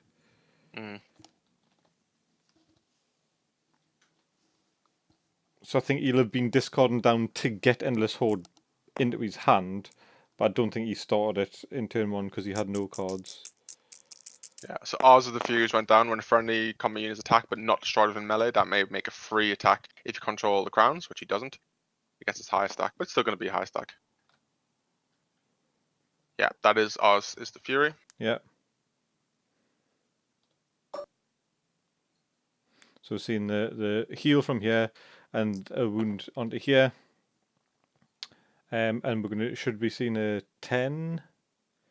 So this is an interesting question. This is probably one for Mickey and Carlo. Ours of the Fury allows him to make a free melee attack. That meant that Stannis could have changed face to face the Bony Boys. Yep. So it's you get to make a free melee attack, and part of the melee attack is. I suppose he doesn't want to really. No. He wants to have the option to go in. I probably would as well, though, just to mitigate that -2. Mm. They are weakened though. So this is something that I think is catching a lot of players out whilst playing against Baratheons, because they've got a lot of when you attack me triggers. There's a lot of ways for the Rose Knights to. That's another 1, 2, another 3, 4, 5, 5, 6, 7. 7. Ooh, yeah. 4+ saves. That was looking really good I for think the Forioku for a Bono's sec. chosen are a 4+ or a 5+ morale though, so it would have to be Snake Eyes.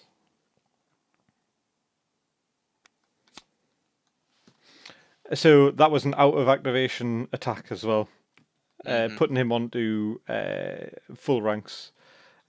And we're going to see, most likely, the Rose Knights now don't need to worry about going anywhere else because they're going to score another 2 points from killing that unit when they turn around. They're going to almost certainly hit with at least half of their dice, which is 5 to 6 dice.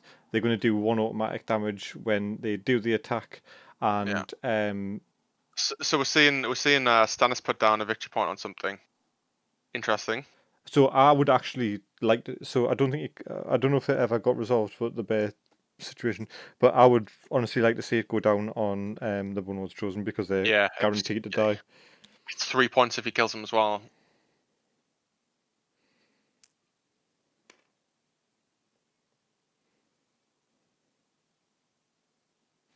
Yeah, so 100%. I think Baratheon's got this. So I don't know about that. It's a difficult situation to have, No, yeah. So we've Darren's seen. figured out what I meant by that. So no. So we've seen things happen in the sense that we've seen harder battles be won. And like Mickey and Colo always say, if you have marked units on the board still, you are never out in Fire and Blood. So let's see. Seen 8 dice from Rennie's unit. Oof, Ouch! good thing he's got rerolls. Ouch! Ouch! Ouch! Yeah. Did we see the automatic wound from the attack as well? So it's still not great, is it? It's not fantastic roll. But or trappers 5s or 6, 6+ saves. So see one save. Yeah, it's half a unit gone. And then we're going to have a. I don't think that's within the 6, so I think it's just going to be a 7+ morale. That's definitely within. So yeah. that's It's another 2.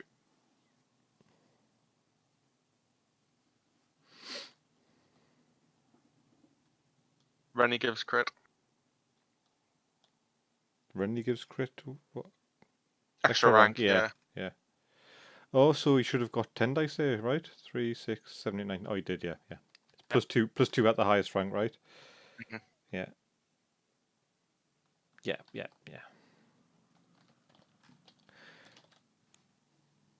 So Brienne's free when you take Renly as well, right?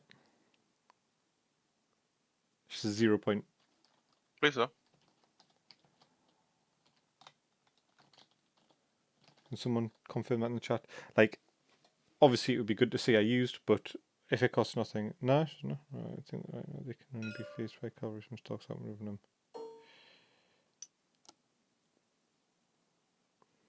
She's free regardless of Rennie. Okay. But doesn't a card say that you can only take her in Renly list? Lead list. Yeah.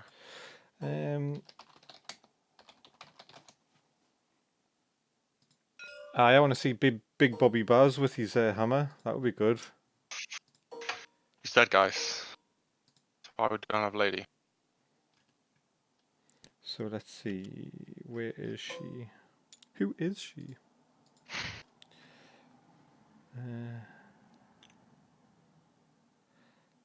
So it doesn't show you the back of the card. Bobby lives on in each and every one of our hearts. You're very true.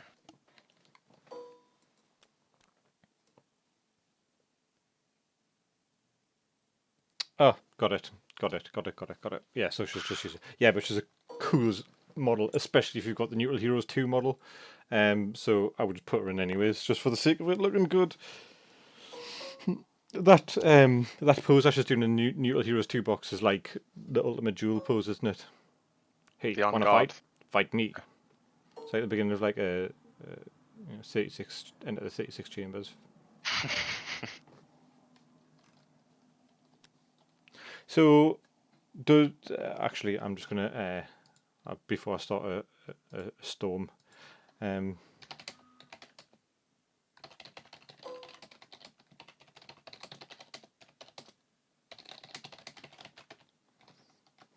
don't think I know what her Baratheon Heroes model looks like. Boring. Well, not boring, just not as good. Let me have a look. It's a Baratheon Heroes 1, it is, isn't it? Yeah. Oh yeah, the Kickstarter Brienne's alright. It's just the angle that she's standing that's a bit jank. She's kind of like, she looks like she's tipping backwards, doesn't she? Yeah, it does look a bit boring, doesn't it? Yeah. So we're seeing a 10 dice attack.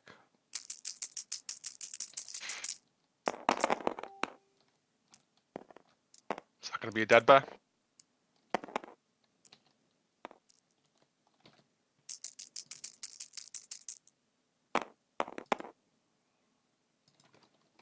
So as per tournament ruling, if a bear is killed by a marked unit, it is with VP, and it can have a token on it. That's going to be 2 tokens if he kills it, which he definitely has. Yep.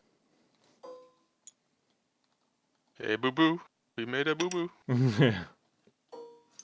Not your average bear. Uh,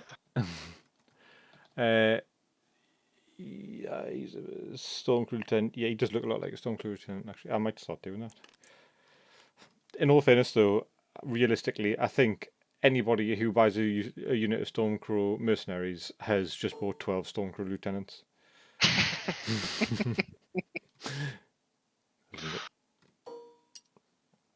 Okay, we're seeing a defensive, a slightly defensive. So he's just trying to pull them back towards his lines, really, isn't he? But a defensive move after with the Surge Force. Telling up, he's doing exactly what he said was going to happen at the beginning.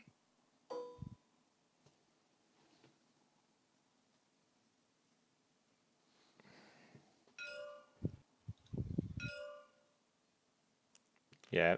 So Raiders are going to try and take out these bastard girls. 3+ to hit on 6 dice. And this is with the smaller unit. So we'll see 3 hits.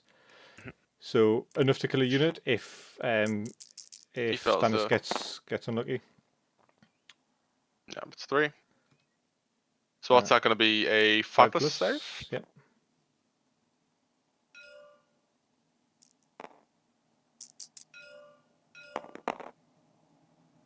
Stormcrow Mercs or Stormcrow Archers are doing really well. So we've got a passed morale test.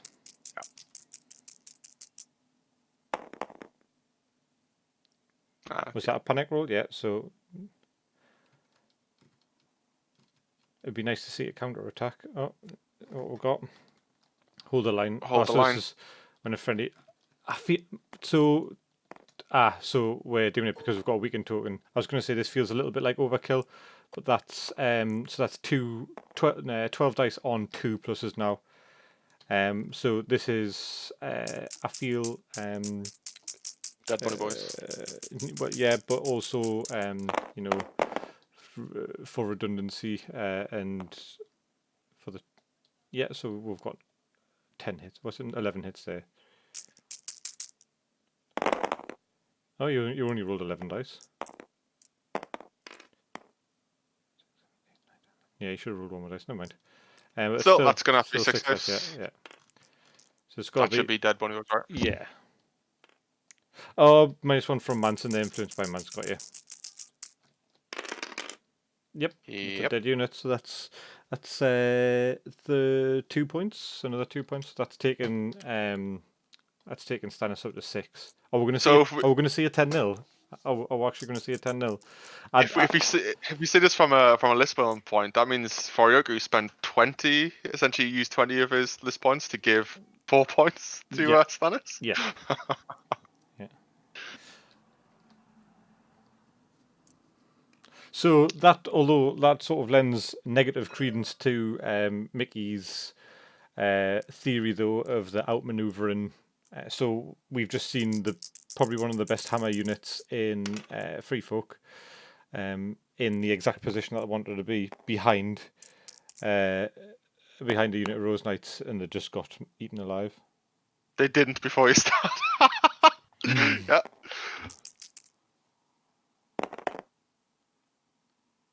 I love the delay. They were alone. So you have to have at least 2 units for every unit of Rose Knights on the field. Yeah. At least 2 units of Bone Lords chosen for each unit of... So it's gonna be Baratheon first turn, next turn, right? Yeah, I feel like Giants would be good into them. I don't know if Mickey's ever tried it, but I feel like Giants would be pretty good into them.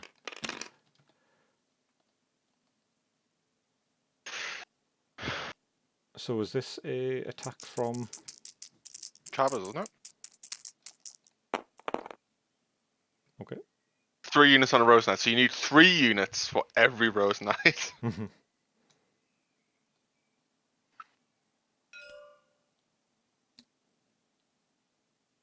Yeah, but you can't hold in Fire and Blood, can you? I suppose this is a game mode that doesn't really suit, but...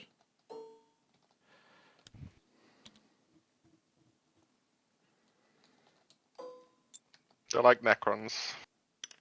They just keep coming back. Give me your clothes, your boots, and the keys to I've your... already spoken about it, but in Warhammer News, new Necrons, cool as hell, or terrible faces. Nah, the faces are fine, man.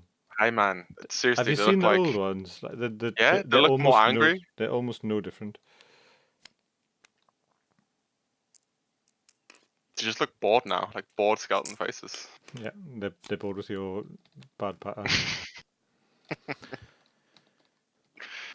So this is top of turn 3, or Yep. we're close to the end of turn 3, and we've got a 6-point advantage for the Baratheon player. We see one Rose Knight unit halfway dead, but so this is this beginning of turn 4 now. Sorry. Yeah, it's beginning of turn 4. So Baratheon player to go first. I'd be interested to see if those bastard girls are going to use that. Was it a 3 attack profile? Yeah, 3s to take out because it doesn't really matter if. Well, it most likely will kill them. I mean, I would almost definitely start the round with a free attack on Brienne's bastard girls, not Bolton's bastard girls, Brienne's bastard girls. Oh, Varus. Yeah, there it is. So on 4 dice with vicious, 3 dice vicious, right? No, 4. Yeah, 3. Oh, 3. Sorry, it's 4 on the 3. bow. Yeah. 3 dice hitting on 3s. Ouch. Come on, Brienne. Brienne's just put a dog collar on. She's just running around barking at people. Rah.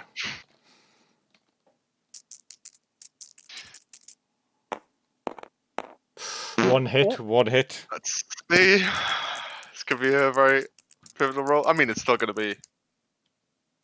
Oh, he's dead. There it is. And that's two more points. That's now 8 points for Stannis. Which skin changer was that? Was that wolf, or I believe that was wolf? I think it was eagle. Ooh, that's big.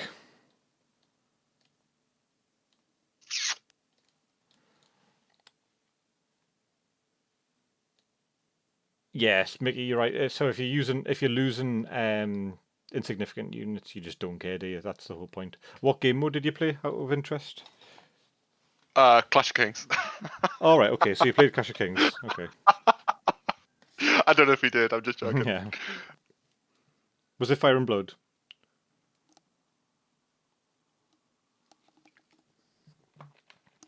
Potentially last round of the match. Yeah, Barrick. I think it's potentially could be. Depends on who gets to attack. It could be a case of counter charge coming out or etc.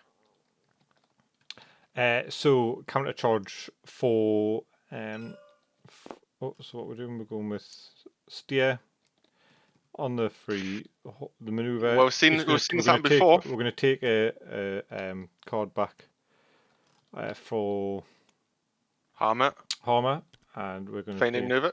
Yeah. So he's going to charge and then move into the flank or something. So can you do that all in one go? Because that seems fairly berserk as well. If so, that's awesome.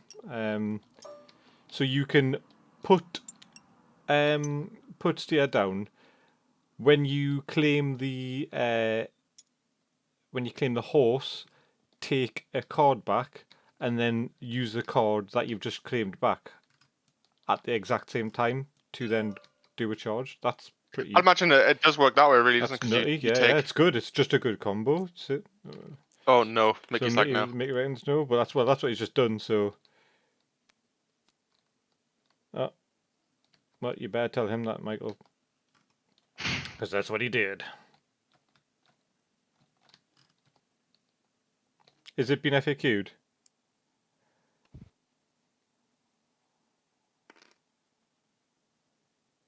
I mean, he might have already had it because he hasn't used the feigning move this entire game. He picked the card up from here and took it over to there. Okay. Yeah. Okay. So it's usually all right to ditch cards from your hand. Where is she? Where's Homer? When you claim the horses, you may return one commander. So you play all triggers and resolve all triggers. Right. Yeah, I think we'd have to see the FAQ really before making a No. thing on that.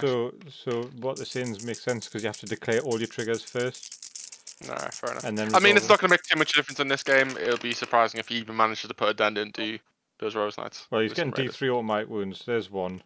We're getting 1, 2, 3, 4, 5, 6, 7 hits. Why is he rolling? Oh, he's rolling the extra dice for Homer. Is that Homer's unit? Yep. And is he gonna? So really, he could be ditching D3 wounds for Vicious as well. So he did. So he took one and then did one. Show us FAQ. That's what I'm going to say every time I want to. Yeah.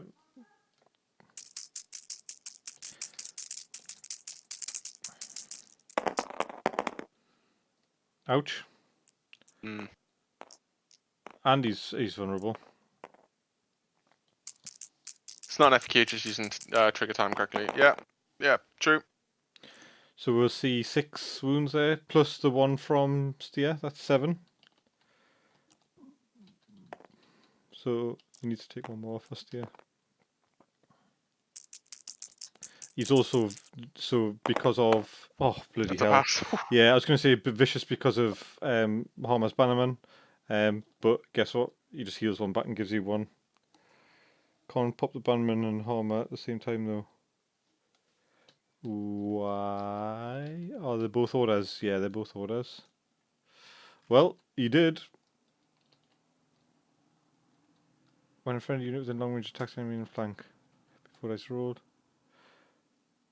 Yes, you're right. They both attack before dice are rolled, but you did it.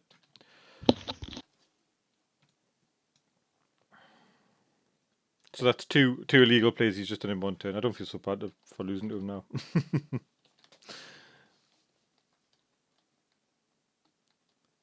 So what we need to know is where is the 2 points from for Stannis going to come from for this last turn. So his Rose Knights.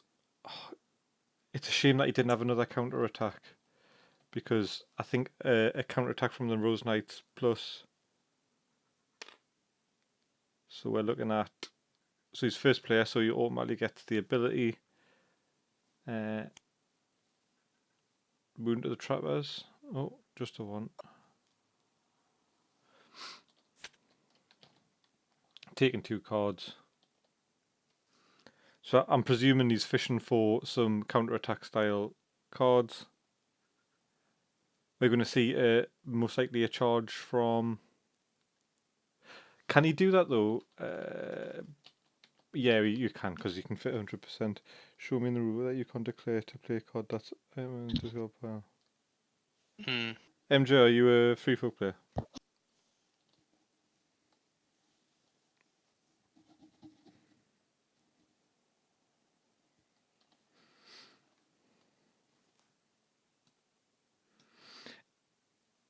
Oh, Carl, the West Coast Bannerman, he's back. We were just talking about you earlier, actually, because our chatbot, Nightbot, says that you are or were the top chatter up until Mickey became it. MVP call. Mickey's claimed it, but just because he's hiding me abuse every time I make a comment about Rose Knights. Carl is currently the best Targaryen player in the NRG tournament. If I Is he? I know Is that. he the only one? Is he the only one with a win? I guess so. I'm assuming now your identity is being revealed now, Carl. Or at least your henchman has been revealed. Standard Carl. Yeah, unfortunately, I think that's the case. Yeah. There should be a target. Well, there will be a target game potentially being played today, but I don't think that's going to happen. So it looks like it will be 1 win for Targs for the entire tournament. So let's start. So Seno at the bottom. I don't know who he is, but terrible player. 4-2 and 47. And so we've got Next Targaryen we've got is Mystery Knight, who's 9757, and Deoxys 2500, who is 9771. And I think Deoxys is the highest Targaryen player. He is. I mean, to be fair, the Targaryens are playing with what? Just standard box and Yeah. Selmy. So I mean, hey man, if they get any wins against factions that have releases, that's pretty cool. Which It ones is hard about in your which heroes. which ones use Emnus? Deoxys, 2500. So Yeah, at the game. it's game. Yeah. Can't wait to use heroes or targets. Yeah, true. I mean, we technically could at any point because not every game you play has to be in the NRG tournament as much as we would like that. I would very much like to try out Barristan Commander. Yeah, well, the Mystery Knight used Barristan against me. And he is very good. He is very good. Yeah, not sure about Pikeman. Not sure about Yeah, I think that's not sure about the cost of Pikeman. Yeah, I mean, if Pikemen are going to be 9 points, which is probably what they're going to be, then yeah, screw that. Harakars, I think they're going to be between 3 and 5. They need to be 4, man. So they're going to be 4 between 3 and 5. So that's 4. Yeah, I mean, what is one of the options that I was suggesting you, Daryl, is like you could play because there's 2 limited for Harakars, and if you played them, it'll be 6 points, and you have to play both of them. You can't play one at a time, but I doubt it. Yeah, so like a radar unit. Yeah, yeah, it'd be cool to see that mechanic played more in the game. I think they're too good to be 3, but not good enough to be 5. I don't think that's good. I mean, we've got dragons at some point in the potential 2 years going forward. Do you think it's going to be just like a stone thrower? I don't really care what it does, man. It's dragons, like. That's a unit as well. So that's now 12 points. 12 times 0. 13. 3 points because they were marked. Yikes, 13-0.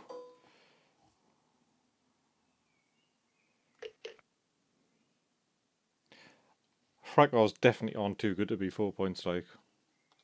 Nah.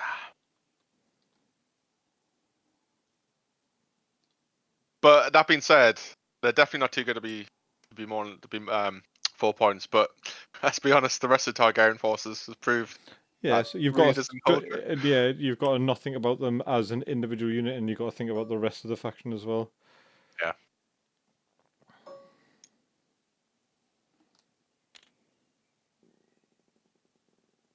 Yeah, you're right, Beric. So I think this, as far as game modes go, this is one of the tougher ones for free folk. If you want to see how bad Fire and Blood can be for free folk, if you go to youtube.com/ is it Northern Realms? youtube.com/ Realms, you will see. That's me talking. When Drake comes to the game, everyone will cry for it. I mean, I don't know what Drake's got to do with Song of Ice and Fire, but yeah, cool. We'll see. Attachment Drake. Me on my cell phone. So stop. He's already dead. I just want a gif of that man, and that's dressed as a Victorian, just smashing the life out of a horse. Chairman Free will see to that. So yeah, Fire and Blood. Yeah, so if you want to see how bad someone can suck at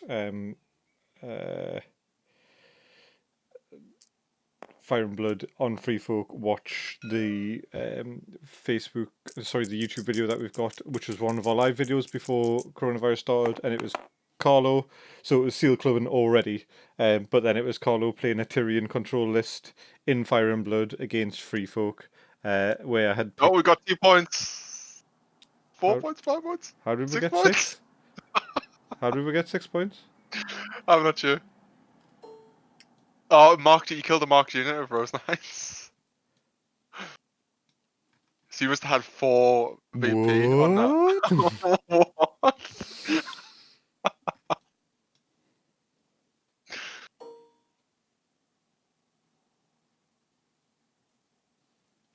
I mean, it's still a crushing defeat, right? Yeah.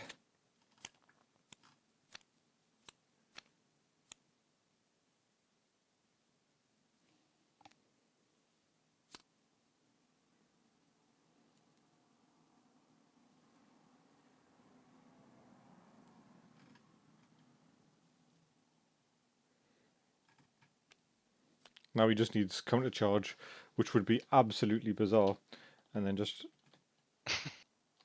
So he's still got that unit of Rose Knights to activate and the Bastard Girls.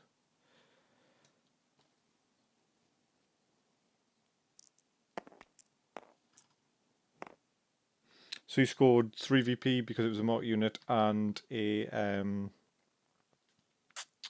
non-insignificant unit, and it had 3 VPs on it. So we've got 4 dice coming from Bastard Girls. I'm presuming this unit. Do you know what it is? If I was him, I would just go for the charge as well.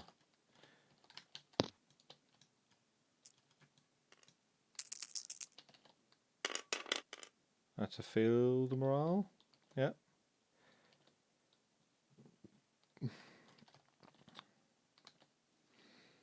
Go on, just roll it. Roll the charge. You can do it.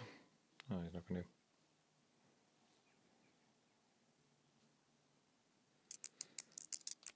What does he need? 4. It's not 4. Oh, I needed just 2.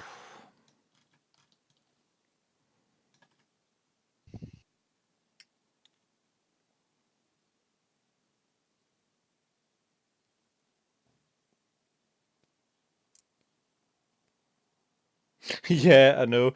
Yeah, I reckon tournaments should start specifying that you only allow it to be Stannis or Baratheon loyalty. Stannis or Renly loyalty. But we need to have Stannis playing at least some games, right? Yeah. Yeah, so like between the two faction loyalty units that came out, definitely the Rose Knights win it. But I think the Faithful could be interesting. Carlo used that Bolt and Flare combo against me, and that was really good. You're getting, they're vicious. They've got a good morale, and they're getting models back all the time from it. When is the bottom flare? What box did the bottom flare come in? Blackguard. Black. Is he not in the? No, he's in the. That's No, that's Dreadful Captain. Yeah, he must be in the. Blackguard. But is he not also one of the ones that you get from going to tournaments? Don't think so. It was Roos. No, did we not hand some flares out last time? Nope. Oh, that was Watch Recruiters, wasn't it? Watch Recruiters. No, it was Watch Captains actually. Is it? Yeah, I've only ever seen one of the game night thing. That was a Roos one. That was the first model I got actually after the starter kit. Shout out to local game stores. Yeah, for real. So I think that's all activations done, right? These guys activated, that's everything. NCUs are done, so I think that I do feel like that's the end of the game. And thanks for the stream, guys. Gotta get back to work. Cheers, man. Excuse me. Thanks for coming. Thanks for watching. Been enjoying the content that I've been put out, so keep it up. It's good work. Spearwife and Conscript. Yeah, Watch Recruiter, not Watch Captain. See? He's talking rubbish. Just ignore him, man. I know Spear. It wasn't a Spear from Watch Captain. I'm literally looking at one right now. Spearwife Matriarch in it. I'm sure it was a Watch Recruiter. I mean, he doesn't look like a Watch Recruiter. Like, I think I've got like 8 of them sitting in the house somewhere. I'm gonna go for Matrix. Overcharging. A little sad at ends, yeah. It does. We'll still be streaming every week though, so you'll still get to see it. That's no problem. And I think me and Scott have both done not that great, so. I mean, I've done. But Carlo, I guess it's time to announce that Carlo and Mickey will be playing in the Australian TTS League. What's it called? So we again? will see the War for River Run. War for Running, yeah. So so we'll see the good players of NRG start playing. Yeah. I mean, Mickey, I love you, man, but I hope every single round is up against Rose Knights. Rose Knights, yeah. just to see if you change your tune by the end. Hammered into oblivion. Assault on River Run, that's it. Yeah, we get to talk crap when Carlo plays. Yeah, we definitely can. Yes, we do. Yeah. But every time Carlo plays, he only rolls 5s and 6s. Yeah. So it'll also be 4 o'clock in the morning probably. So you'll probably see us be talking about recordings, not streaming, and not. Well, you'll definitely not see me streaming it live. That's for sure. I think a 6-month-old baby and streaming at 3-4 o'clock in the morning is a no-go. Let's see. So I'm wondering if they're just they're done.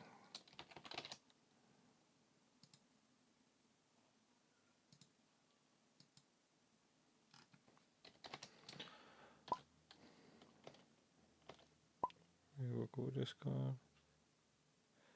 Someone's been paid 4 weeks against USA players. They were amazing players in person, but times was really bad for me. Yeah, same. Yeah. So we're going to jump into the chat with Forioku and Stannis and see. So I remember Forioku wasn't too keen last time because his English is not the best in the world. I mean, the game that I had against him was like fine, but I'm not sure how confident he is with chatting. But we'll see if we can get him. We'll see if we can get him.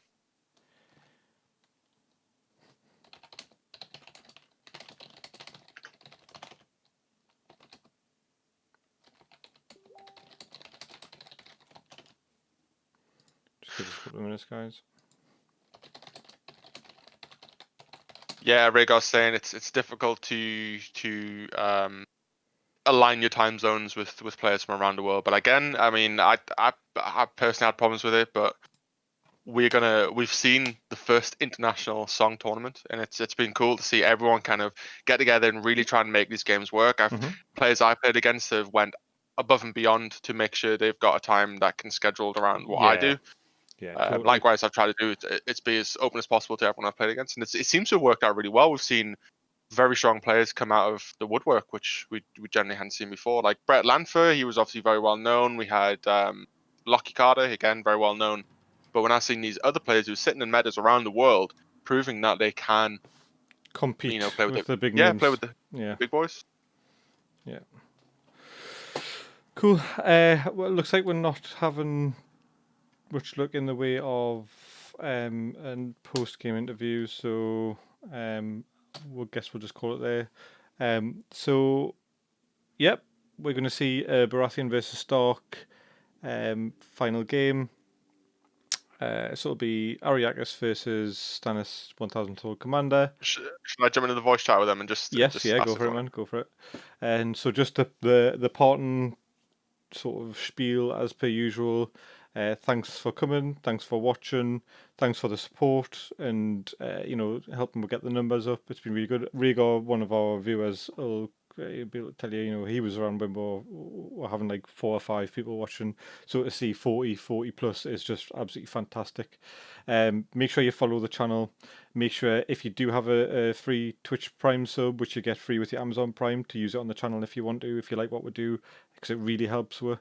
It really helps with advance the channel and put out new content for you. There is cool merch down. Get a chat with Stannis. Forioku's going to drop out. All right, okay, cool. Okay. So there's a merch store down on the bottom there if you want to have a little peek. Supporting local artists who are currently obviously not working, and we are just hoping to get stuff out to people that they like. If you do get anything, make sure you take a picture of yourself with it. Put it on our Facebook, and every other month I'll be doing a draw out of the people who post some pictures with our merch, and you'll be getting some more free merch, which is cool. So let's go and quickly chat to Stannis. Hi, Stannis. Hi there. Hi. How do you feel that game went then? Well, it was very much in my favor from the get-go, so I can't deny that. Yeah. And even then, I still had the dice favor me quite a bit. Varys passed every single check, so I pretty much owned the tactic zone for the first 2.5 rounds. The Bone Lords chosen the first charge, that was completely under control. I mean, I had my Younger Volder and far more calmly. I knew that I can tank that, taking it in the face. Yeah. No worries. But the second one in the rear from the Endless Horde, that should have probably nuked the unit. It should have, yeah. So this is what we're saying.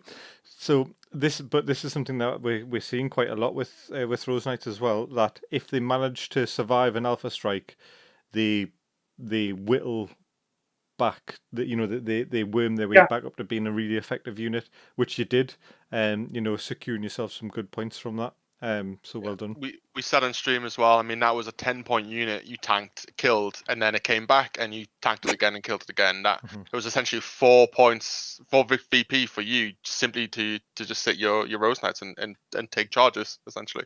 Yeah, definitely. That's where the whole double weirwood tree plan came from. Totally. I had the initial plan of having like a palisade here to separate the table on two sides, not offering a flank, but that would have been a very tight formation. I wouldn't have been flexible, and thankfully this worked out a lot better.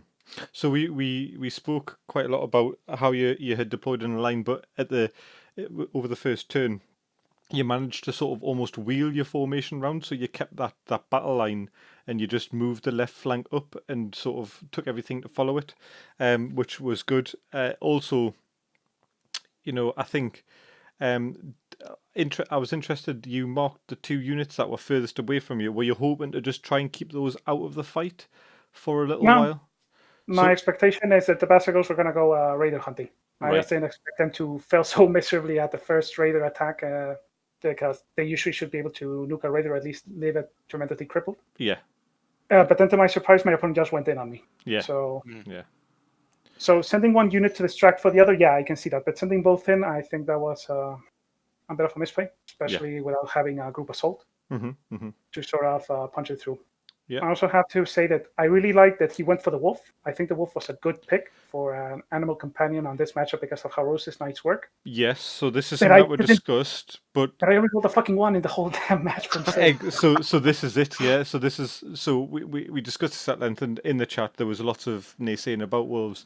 And in the first turn, the exact thing that I said that I wanted to see happened. So I said that it's really interesting to see a wolf, and what I'm expecting to see is a high dice unit go against the Rose Knights with a vulnerable token on them and just try and force some ones, but never happened, did it? It just never happened.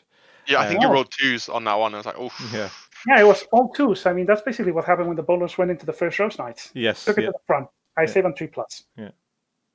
Half of those fails should have been double wounds, but none of them were. So How do you feel as Baratheon player about the Rose Knights and kind of their balance? I'm sure this is a question everyone's thinking at the moment. Loaded question. Loaded question. Yeah, a little bit. Just so on, and just from so not talking about in this game mode or this match, but over the whole, the whole 6 or so competitive game modes that we play. So I played them on 3 of my matches. First one, well, basically it's always been the same story. First match, what was I against? Yes, the Night Watch. Veterans charge in. They don't kill. They start taking wounds. Other veterans charge in. They don't kill. Start taking wounds. They bloom. They explode. In the case of the Night Watch, they did get a bit unlucky with Corrin. They only rolled like multiple ones in every single of his vengeance mechanics. Right. So that unit pretty much coasted on just making do. But yeah, I mean, my grand impression is just sending one unit is a horrible idea. Boneless chosen. They should. Yeah, but what if they don't? You need to have another backup ready to finish them off. You always need to tag team them. There is no possible way of just going one solo to solo and expecting that to work on average. You've got to build for redundancy, haven't you? Very much so. Also, if you need to wait it out, wait till round 4 to engage. I'm slower. You have more activations than me. Yeah. So there's something that So what I had said at the start was I realistically want to see the free folk player whittling wounds away with traps, the ranged attacks if possible, but just trying to stay away as much as possible and let you sort of work your way down the board towards them. And then just when they get you into the best possible position, that's when they start attacking. Especially if you are so aggressive with the Bastard Girls, because if they could have taken the Bastard Girls out and left you with only three table activations, I think you would have struggled after that. But unfortunately, he played right into your hands. So I guess as a grand answer, do you feel like they're going to stay as they are, the Rose Knights? Do you think it's something that needs to be there for the Baratheons to be fully competitive, or do you think this is something that could potentially change in the future as a Baratheon player? Let's say that I wouldn't be surprised if they got hit with something. Yeah, that's basically the reality of my impression. Yeah. Okay. I would be surprised if they got hit. I wouldn't be surprised if they got hit, but I wouldn't be surprised if they never got touched. For me, they're like in that Outrider Berserker territory where you seem to get a lot from that 7 bloody point unit, because there's like a lot of 7-point units that are power units, no matter how you slice them. And then you go into the 8 bracket, and it's like something here is not the same as the other. Yeah. You know what I mean? Yeah. That has to. How do you tap him? I don't know. I don't want to. It's hard to speculate. It's hard to speculate, isn't it? Yeah, it is. Well, so regardless of any speculation, for the faction needing them. I mean, let's be realistic. It's the only unit Rundy has at the moment. We're pretty much coasting on neutrals for the rest of our units because Wardens are redundant, Sentinels are crap, and Stag Knights are incredibly bad. Yeah. My initial list when I was designing this was a Sentinel unit with a Master Wardens. I did the math, and the rolls were nice, were just better. It was like, yeah. Cool. But yeah, the expectation is let's see if we can get some more units, some more variety. Then rebalancing can be considered. Yeah. Excellent. Well, thank you for giving us. I suppose there's one more question to ask. Is you're now in the running for number 1 of the NRG tournament. Are you feeling confident? So okay. You're going up against Ariakis and the Stark player next. Yeah, that's kind of the thing. In this scenario, it clearly favors me, especially against a free folk. If it was against a Stark in this scenario, I would feel pretty bloody confident, actually. Game of Thrones, not so much. There's so much stuff that can go wrong in Game of Thrones. Yeah. And let's be honest, your force isn't the fastest force in the world, is it? No, no, it is not. So when you're claiming objectives or trying to claim objectives, that's when things might start to get difficult for you. So yeah, I mean, I need to study the matchup. It's basically the reply to that. I mean, I know that I'm at a disadvantage. Doesn't mean that it's unwinnable. No, not at all. Not at all. Definitely. And I think clever play and careful thought always outweighs slight disadvantage. So I think you've definitely you've certainly played in a very methodical and appropriate sense today. So I'm sure you'll have a good fighting chance, at least against the Starks. All right. But hope that I can deliver a good show. Yeah, we'll wish you the best of luck, and we should see you next week for the final. Sure, lovely. Also, cool. I want to give a shout out to Forioku. Yeah. He had a very good what's the word I'm looking for? Temperament. Do you know what I mean? Yes. Yeah, you've been keeping your head cool during it. Yeah, it's difficult when dice don't go your way. Yeah. He kept it nice. I mean, he was obviously getting annoyed. I would have gotten annoyed, furiously annoyed with all that. Yeah. But he was a good sport about it. So yeah, but he's a free throw player, so he's not allowed to because he does that to everyone else and every other game he plays. So, including me. No, yeah. So yeah, no, it is. It's very important to be a good opponent to people as well as a good player. So I think one of the worst experiences you can have with a tournament is having somebody who throws the toys out of the pram and doesn't give you an enjoyable play experience. Sure. Cool. Well, again, thanks a lot. We're going to cut the stream there, but again, thanks everyone. Hopefully we'll see you all next week for the final. Very exciting. See you next time. All right. Bye. Thank you for your time and thank you for the event. Yeah. Cheers, man. Cheers. Cheers.